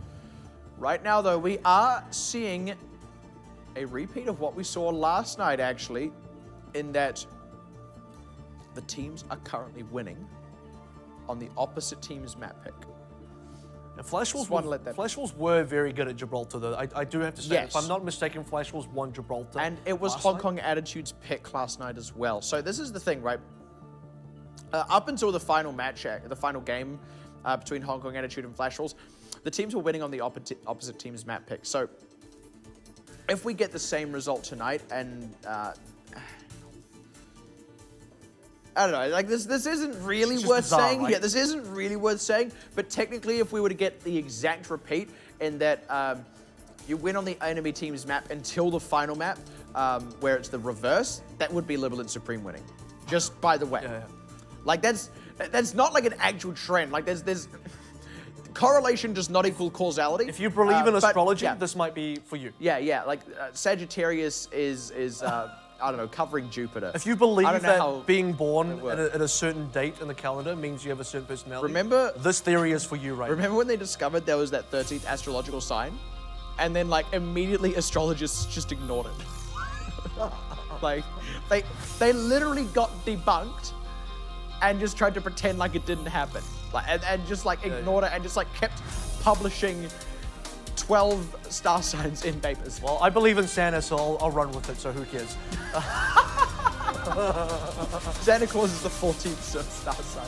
I get presents. Anyway, that is interesting because, and it's a Flash Wolves trend too. It's not even really relevant to many other teams, but to Flash Wolves. Like, again, small sample size, but 2 matches out of 2 matches on the same weekend.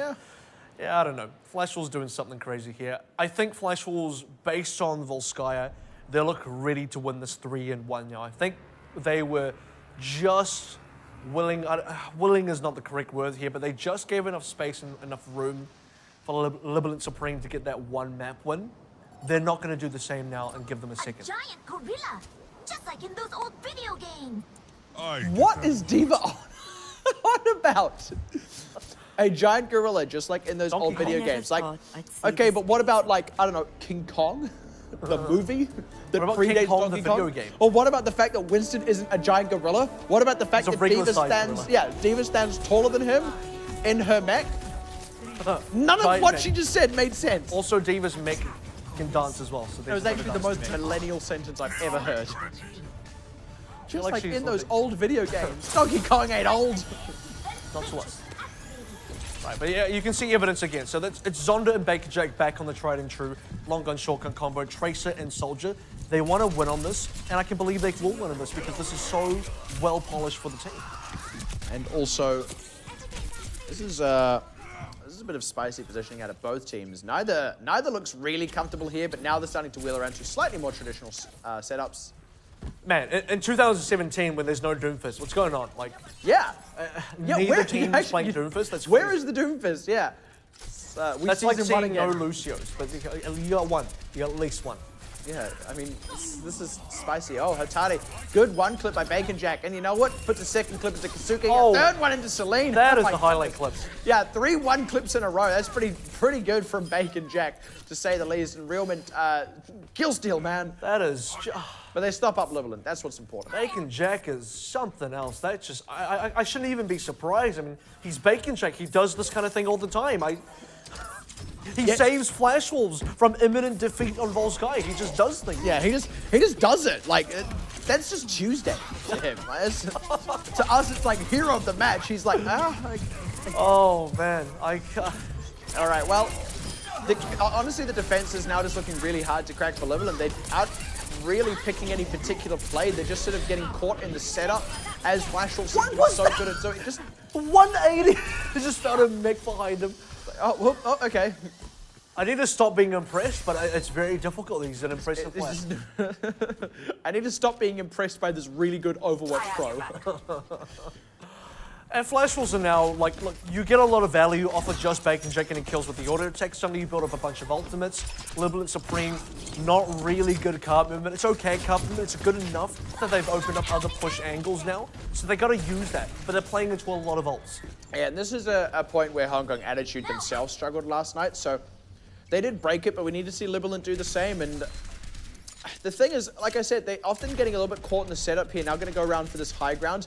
And actually, Flash Wolves are set up such that they can just wheel around, move opposite to Libalent. Yeah, and they're just keeping, forcing Libalent's hands here. That's a great kill onto Hotade, even as he kills his counterpart. So now, I mean, it's essentially neutral, right? They cancel each other out. Libalent get the cart underway, but Flash Wolves just retake the ground that they had to abandon, and now they're well set up to put the pressure back on as Pepper looking for something. Jasper finding Sinclair with the self-destruct, so this could be their opening now. Jongi can still pull off a miracle play though, and Zonda's rejoined the fight. Yeah, that is a good Helix indeed. No one's been absolutely on point with most of the Helixes so far in this match. Not even fighting on the payload anymore. And that's the problem for Libalent Supreme, because they don't have actual they don't have priority on the actual objective themselves. They're taking the fights away. That's actually more Flash Wolves than it is LS. LS are having forced the fights away because Flash Wolves are dictating where the fights are taking place in the first place. And the thing is, they were still even on numbers towards the later parts of that, and it was actually just Libalent backed off. But that back off does pay off as they go in and re-aggress. This time, for once, they seem to catch Flash Wolves before they're well enough set up, and they get that double there. Jongi now going down as well should be all it takes to secure it. Hotade very deep with his Dragon Blade, actually. If he doesn't get too much, it's kind of not worth it.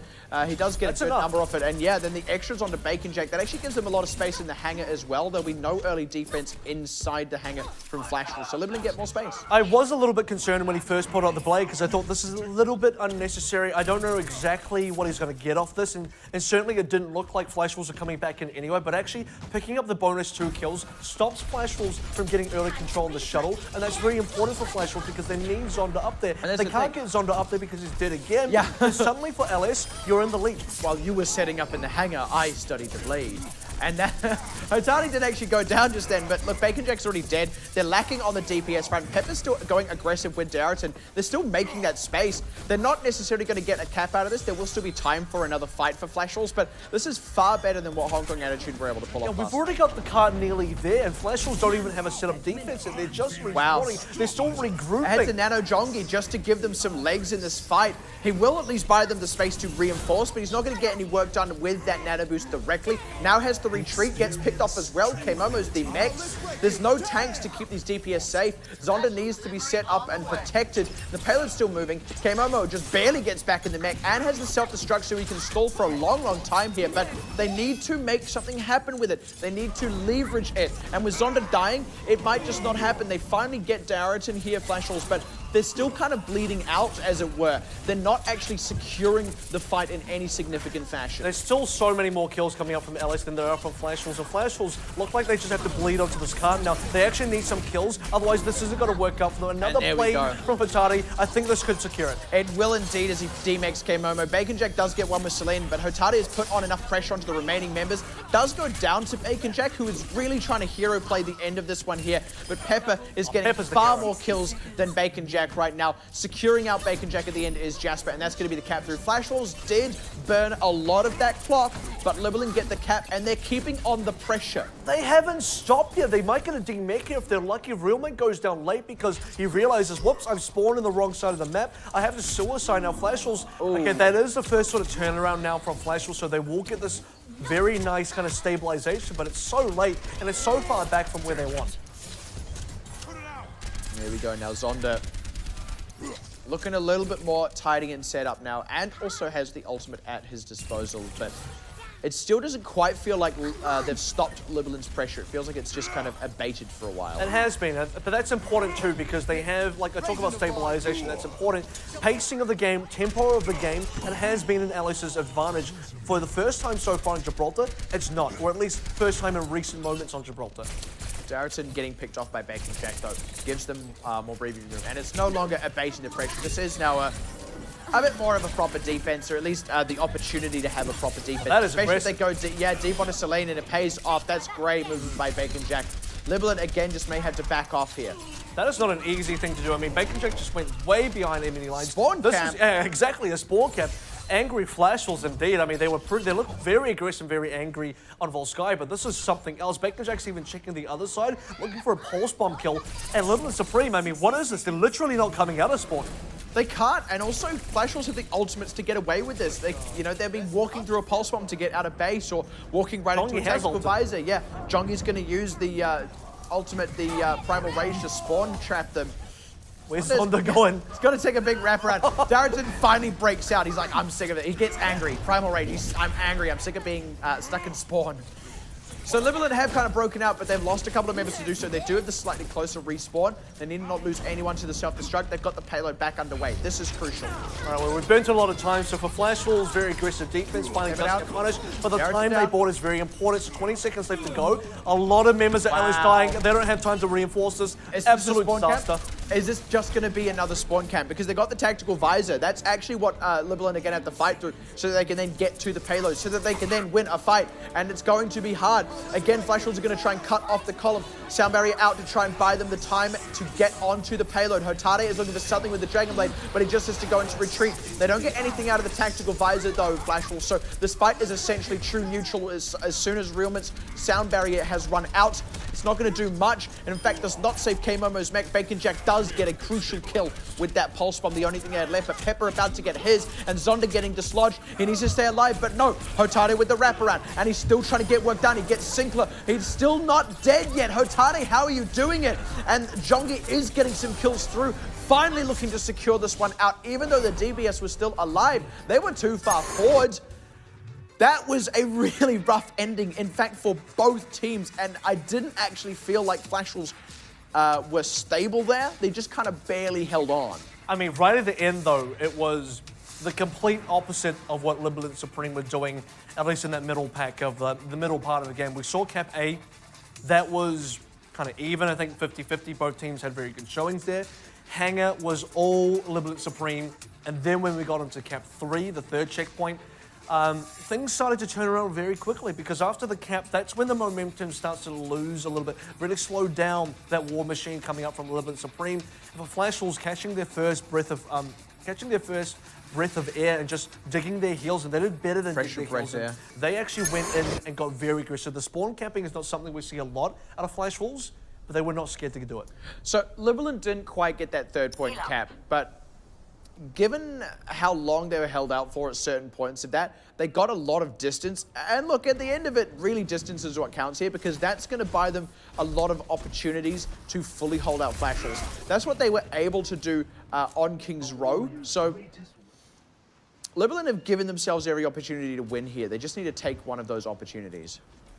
It's definitely possible, but they need to be able to get a very decent hold, I would say, on the hangar stage, because once you get onto third, that's when it gets very risky. I think Libalent Supreme need to have a lot of time shaved off before we get to what I want to say is inevitably onto the third checkpoint. So hangar is very important. I don't think first is going to be too much of a contest. I think Flashballs are very well set up. They're very good at taking that first. The hangar is something that they struggled with in the past.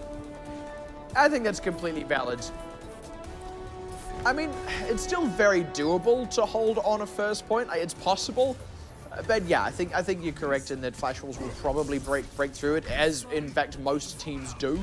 It's very rare that it's about it's about shaving off time. I think for Libalent Supreme, the game, predominantly. The win condition here is force enough time out of Flashballs, force them to cap into overtime on second or even first if you can do it, and something that looks a lot better. It's going to be hard to shave off the clock with Kasuki already dead. They need to get a return kill, or at least a way to stall up this momentum, but losing Hotade, Darrington's going to go down as well if he's not careful, and indeed he is not careful. Pepper as well. This is terrifying. This is disastrous for Libalent. Pepper's actually the only one who gets out as it happens, given that Kasuki died straight off the top, and no time shaved off the clock. Nope, Pepper doesn't even get out. This may just be a cap out and out. Yeah, the Flashballs look like they want to go for a speed run. I mean, we saw Flashballs on Volskaya, And that was a bit of a speed run. They want to try and even break that record. Look at Zonda's positioning in particular. He's already getting set up for the second cap here, but they've got to finish the first one before they get there. Yeah, they are going to go in for a last-ditch defense. Actually, Flash Wolves tried to kind of collapse on those few members, but didn't quite get it done quick enough. Now Libalent can fully reinforce, but good pick onto Hotari. Again, it's this thing of cutting off the column of reinforcements. And now Libalent at the numbers disadvantage. Still no Zonda. trade kill. Yeah, they get K-Mom as mech, but Zonda with this tactical visor is getting counted out by the Transcendence for now, so that's good news for them. He has to pull back a long, long way, and actually, Libalent have just pushed off Flash Wolves for a moment. For a moment, but Flash Wolves respawn and reinforce a lot. Oh, again. Yeah, this is deadly. And the cap! The cap went through! That pulse bomb would have been amazing had the cap not gotten through. That was a very well-placed pulse bomb by Pepper. Better than anything Bacon Jack's done so far. Bacon Jack hasn't gotten a triple off a pulse bomb, but it doesn't do anything for the defense because, like you said, the cap went through. Yeah, they've kind of stabilized, but now the sport is so close for Flash Wolves it doesn't matter, and Zonda's able to sit on the payload. Suddenly, Libalent have a really long walk back to contest this. I don't know what went wrong there. Like, just no one from Libalent was touching the payload for that crucial moment where someone from Flash Wolves was. That was disgusting. Yeah, objective play is what's important, and Libalent Supreme have shown this kind of weakness even on their own attack. They're not really prioritizing the cart, and you have to. This means that Libalent as well aren't going to be set up for the hangar phase. So it's like, it's great that they got that pulse bomb, but it's got me down. Just like, you can do nothing but watch your own pulse bomb. Realman going down as well. Sinclair, this is a good stabilization for Libalent. They did lose their positioning in the hangar, but they've kind of kicked and scratched and screamed and got their way back to it. They really had to scratch through the dirt for that, but they got there. Yeah, so, you know, like previously mentioned, hangar is very important for LS. This is where they need to make up the most time, shave off the most time on the clock, force Flash Wolves to cap in the overtime if at all. That's how they're going to win this map. Otherwise, I don't really see them doing it because as soon as Flash Wolves push on through, and with like a minute, 2 minutes, I'm expecting them to cap all the way because it's not that far into the third cap to win this. Well, guess who's powered up and guess who's getting in there? It's Darrington. He's not getting much for it just yet, but they are forcing Flash Wolves a long, long way back. So in terms of shaving time off the clock, that's exactly what you said they needed to do, and they are sort of doing it. Self-destruct finds nothing, and Pepper's pulse bomb. It's not a 3K, but he gets Sinclair, and that just is all they need to stop Flash Wolves for the time being. Even as Jasper gets low, he may just be able to save his mech here, actually will not. And commits the self-destruct just so he can remech. So far, not too bad. And Pepper's going off today. He absolutely is. He's challenging Bacon Jack a lot, but actually where Pepper's going off is not in the 1v1. He's killing everyone else. He's got some good pulse bombs, not like great ones. I mean, he's had one disgustingly good one, but the other ones have been so-so. Like the best, worst play so far. This is a forced transcendence out of Selene, but they're ready to leverage it anyway because Jongi got slept. What they did was cut off the reinforcements, and now Jongi's probably going to die here as well. Actually, may just be able to slip out. Yeah, he is going to be able to kind of get out here, but they killed enough members of Flash Wolves. They're really running down the clock now. They're also using a lot here. Flash Wolves have been saving some ultimates. They're going to get a few that are going to come up in just a few moments here. Early pickups are really important here. So for Libalent Supreme, still finding ways to just keep themselves in this defense. Flash Wolves still unfortunately losing so much. And every time there's a reset in the fight, Libalent Supreme get just a little bit more time to actually build up their own ultimates, which they have been lacking. Flash Wolves do have the tools to get into this fight and then the tools to win it once they're in. They've got that Transcendence to keep them safe, and they've got the DPS ultimates. They need to leverage them. Pulse Bomb out from Bacon Jack, but he doesn't get enough from it. Jasper gets demech'd, but they need a bit more. That's going to be the Transcendence from Sinclair. Kasuki throws in the nano boost. They do kill Zonda, but it's actually a little bit too late now as the hold has been broken. Yeah, return kills now coming through. Darrington trying to just close out single-handedly, but it's going to come down to him versus Jongi, and he's now down. Jongi is low, but he'll have this primal rage. There's no one really here to stop him up. The respawn is a little closer, I think, for Flash Wolves. Actually, it's about neutral right now, but the payload's moving all thanks to Jongi. Yep. But again, actually, clock has been really cut down. But the problem is the payload is so far back. Flash Wolves have had so little moments to get the payload moving. That means LS are guaranteed this reinforcement, so they are going to have another team fight. Flash Wolves have to win one more team fight, or it's not going to happen at all. They keep getting split up. Zonda's already dead. They at least get the two supports. That is a big boon for them, and Darrington is low. He was probably going to go down here, won't get the primal rage to save himself, but there's still actually time for Libalent to reinforce.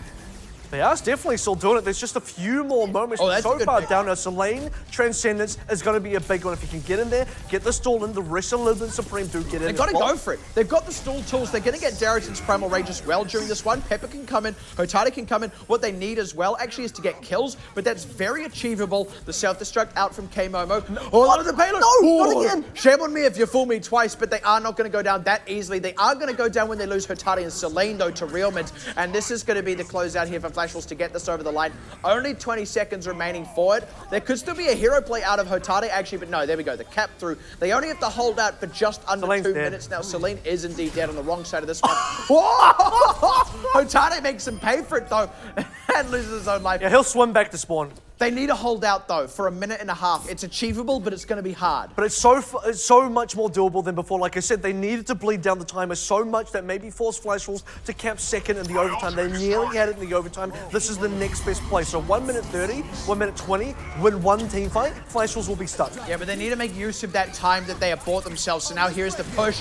They need to kill Zonda before he gets this tactical visor. And the sound barrier is going to make it hard. Still going to fight through Sinkler's Transcendence as well. Libalent have no such tools at their disposal. Darrington has already popped his ultimate. What is Hotari looking to get here? Zonda opens up. He's only got the one, but that's the numbers advantage now. And Libalent are low. They're dying. They're losing. It's going to go over the line.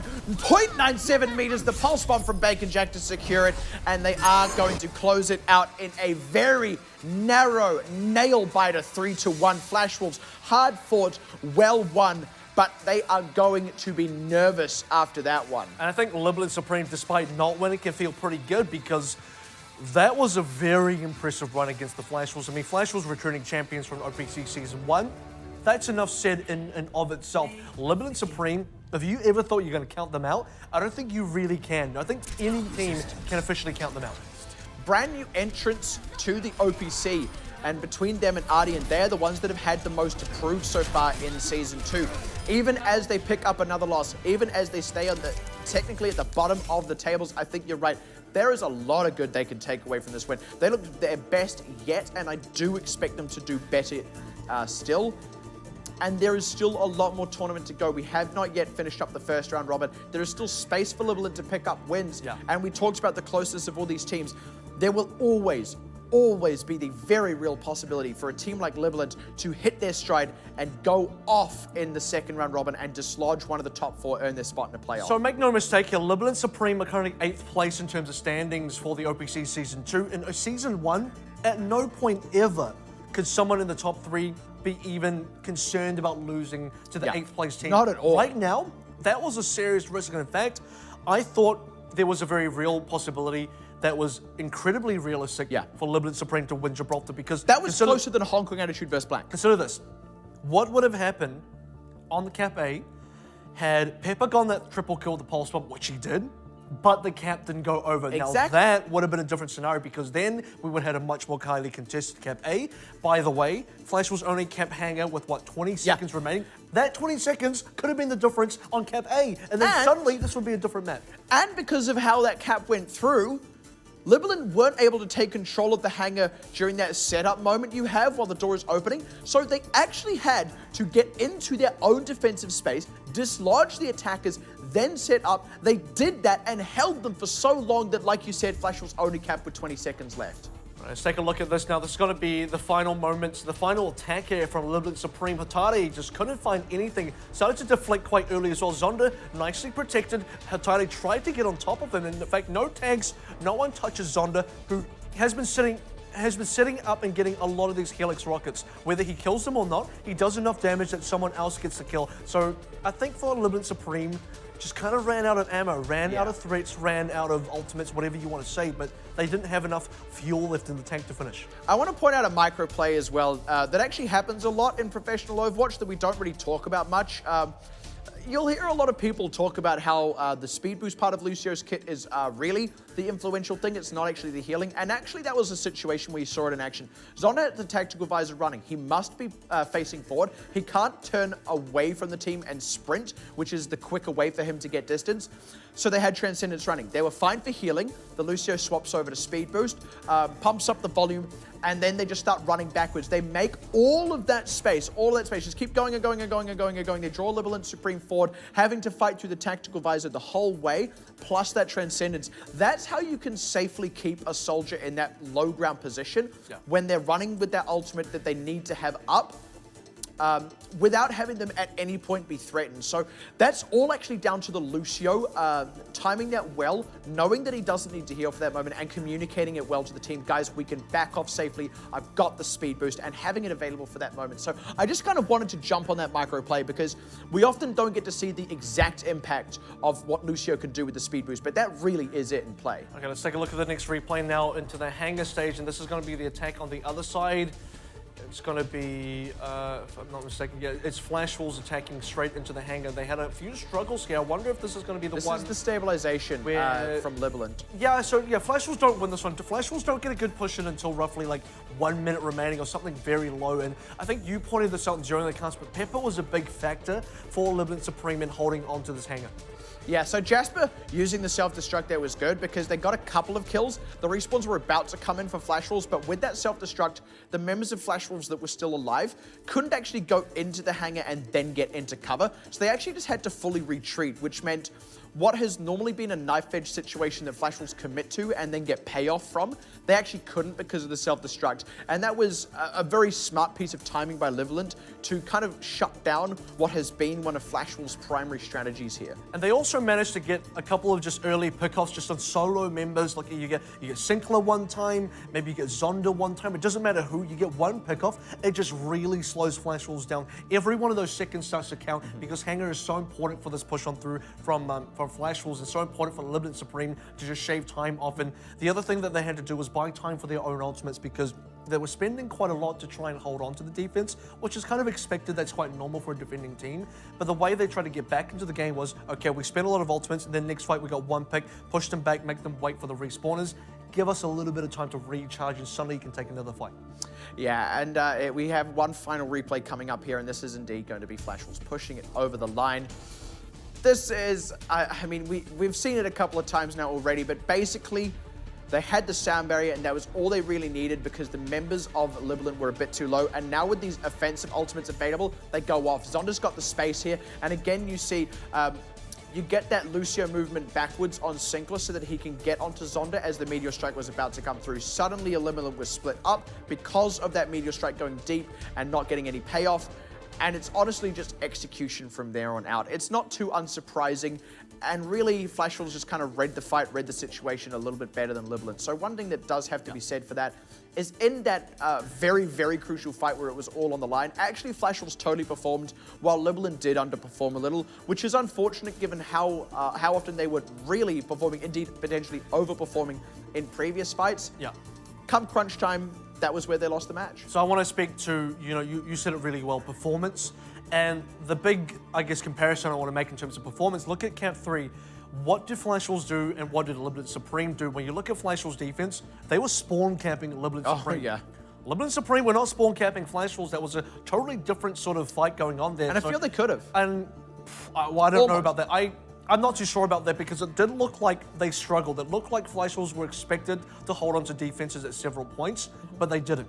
And it looked like for Libalent Supreme, they were expected to not. It looked like it was inevitable for Flash Wolves to eventually push on through. So the fact that Flash Wolves were able to spawn camp so effectively, and it's not just like a token like, oh, we're going to sit there and then we'll have to back off. It's like, we sit there and then we kill everyone and you're still stuck in spawn. And that was just clearly outclassing Libalent Supreme. So I think at the end of the day, Flash Wolves' best performance on the map versus Libalent's best performance on the map is still a bit of a gap there. Yeah, what I would call that series a 51-49 is what that kind of is. Like, the two teams were actually coming off very even a lot of the time. And it's that 1% difference. It's performing in that last fight that you need to win for Flash Wolves and that you need to win for Libalent if you're going to hold out, and failing to do so. And it was that on a couple of different maps. And then, of course, on Kings Row, it was the opposite. That was the 49 overcoming the 51 there. But, the numbers game goes over enough games, it will be the 51%er winning. And that tonight was Flash Wolves.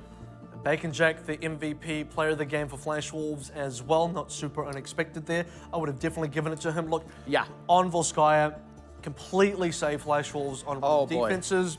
Then you look on Gibraltar as well. insane triple kill, just one clip, one clip, one clip. Yeah. It just had such a great string of very impactful fights. If not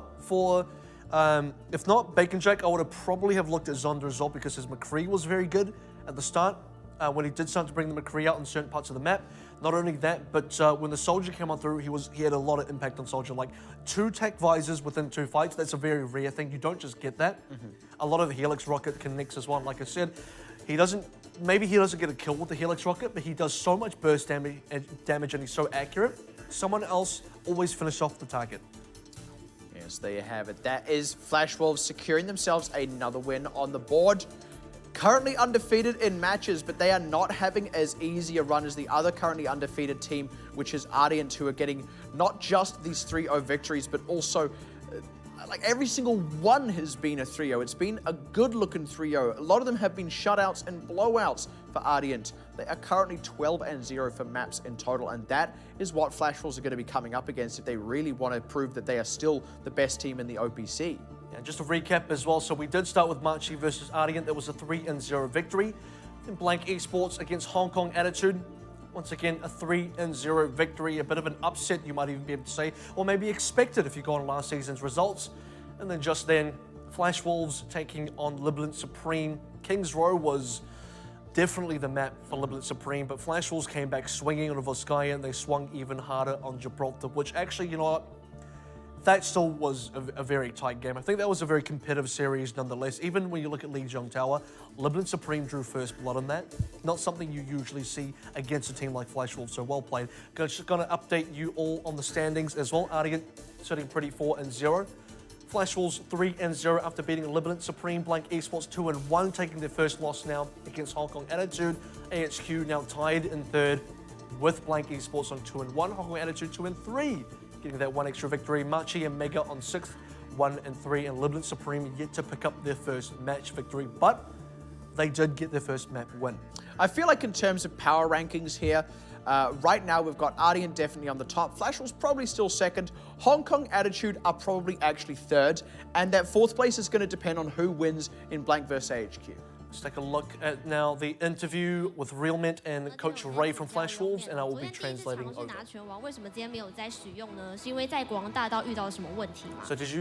So you didn't play too much Doomfist today? So I feel like we ran into some problems. We couldn't push in, so we changed up. So you beat HKA last night? Where do you feel like you still need to improve? 就现在其实第2季每一支队伍都进步很多了。I feel like everyone's improved in season 2. 就很容易掉分，对。然后刚好我们最近的失误又蛮多的这样子，对。I feel like we need to improve as well. 我想请问一下瑞教练，就是在这个连续2天的赛事里面，第1天打 HK 的部分是让2追3，那来到今天的赛事里面对抗 LS， 则是打得跌跌撞撞，最后虽然惊险获胜，我想中间的过程。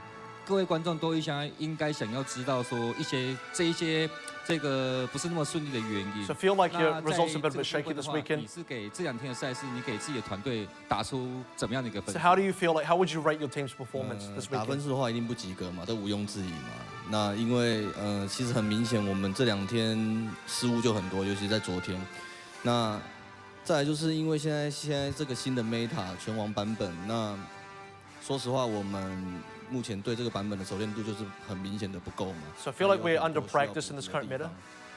然后包含现在可以看到培根就是从闪光去练拳王这个角色，就是我们现在还是会在做阵型上的调配。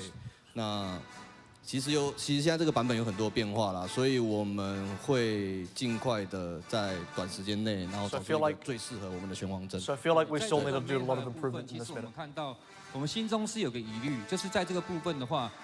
大家都说闪电狼只会一套远近阵长短。So a lot of people have said Flash Wolves only play one composition. 上面会不会有一些变化？因为这2天的赛事，我们很明显可以看到，是隆达选手是不断的被针对。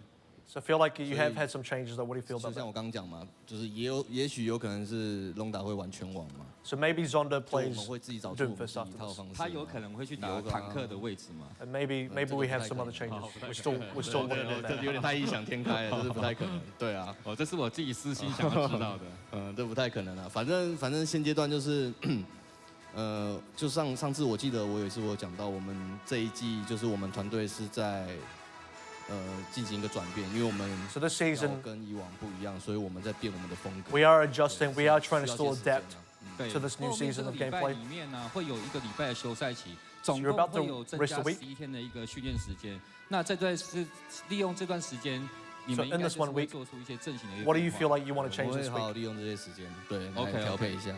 So I think we're just going to 我 work 们 very 这 hard 边 this 期 week 待 and see where we 小 can 队 improve. 长接下来为我们打出更多更精彩的比赛。好，我们这边谢谢Real Man，也谢谢教练，谢谢护法师。谢谢。 So there it 好的， is, 那我们 the 今天的比赛 post-match 就到这 interview 边先 from 告一 both 段落， Real 大 Mint 家各位 and 观众 Coach Ray of Flash Wolves, and I think I definitely agree with some points there. The main points being, look, they don't feel like they've completely adjusted to the current meta of gameplay. Yeah. They also feel like every team in Season 2 has improved, and they also feel like they need to improve as well. Yeah, I mean, do remember this is a team that in their entirety went to the World Cup, which was played on a different patch. They have had a very tight turnaround of practicing for that patch and now practicing for this one. And actually, Blank are technically in that same boat as well, had a little bit more time. Their own World Cup matches were a couple of weeks earlier than Flash Wolves'. So when you compare that to these other teams, you know, Ardent, etc., that are coming into this with much more time on the Doomfist patch, I think that's why we are seeing these being the teams having much more confident Doomfist players right now. Not that Bacon Jack is lacking the confidence, but sometimes the execution is just falling that little bit short. Okay, let's take a look at what we can look forward to for tomorrow. We're going to start things off with Blank Esports versus Libalent Supreme, following AHQ and Mega Thunder, and finally Machi Esports and Flash Wolves. So, interesting thing to note, I just want to comment very quickly on the first match, Blank Esports versus Libalent Supreme. After this showing now from Libalent, they just took a map off of Flash Wolves. They came close on other maps as well, and that's Flash Wolves. So now against Blank, they just lost to Hong Kong Attitude. I'm not too sure what to expect from this opening match anymore. Yeah, I'll tell you what. Hong Kong Attitude went to 5 games and lost against Flash Wolves. Libalent went to 4 games and lost against Flash Wolves. Hong Kong Attitude 3-0 Blank. Maybe Libalent go to a game 5 and maybe they win it. I really don't know, but it feels within striking distance. Now, that's been true from the word go, but that's really getting evidenced now by the actual results these teams are pulling out in this series, win or lose. I think the one I really have my eyes on for tomorrow actually is that middle one, AHQ versus Mega Thunder. Not only do Mega Thunder really need the win, AHQ can really not afford the loss, and they've had very few games here. They had a loss against Flash Wolves, and last season they were absolutely the weakest of the top 3 teams, were arguably the 4th place team in the tournament, given that they lost twice to Hong Kong Attitude before going into their own playoffs run. So this is something that they desperately need to win. It's something they can't afford to lose. And I feel like this is the real kind of place where we can see these top 4 teams get their spots taken away by teams like Mega Thunder. And I'll just speak to the last match as well. Machi versus Flash Wolves is going to be very interesting. Oh, yeah. Certainly because Flash Wolves, especially this weekend, just kind of, they look shaky. I mean, they've had shaky results versus at Hong Kong Attitude, Libalent Supreme. We do know that at least standings-wise, Machi have looked better than Libalent Supreme still. So can we expect another best-of-5 series going all the way to the 5th map? That might all happen, but that will be all from us tonight. I've been Kevin AVRL Walker, joined with me, Matt Pixie, Karen, from everyone at the Full Circle production team. Going to be signing off, and we'll see you tomorrow night.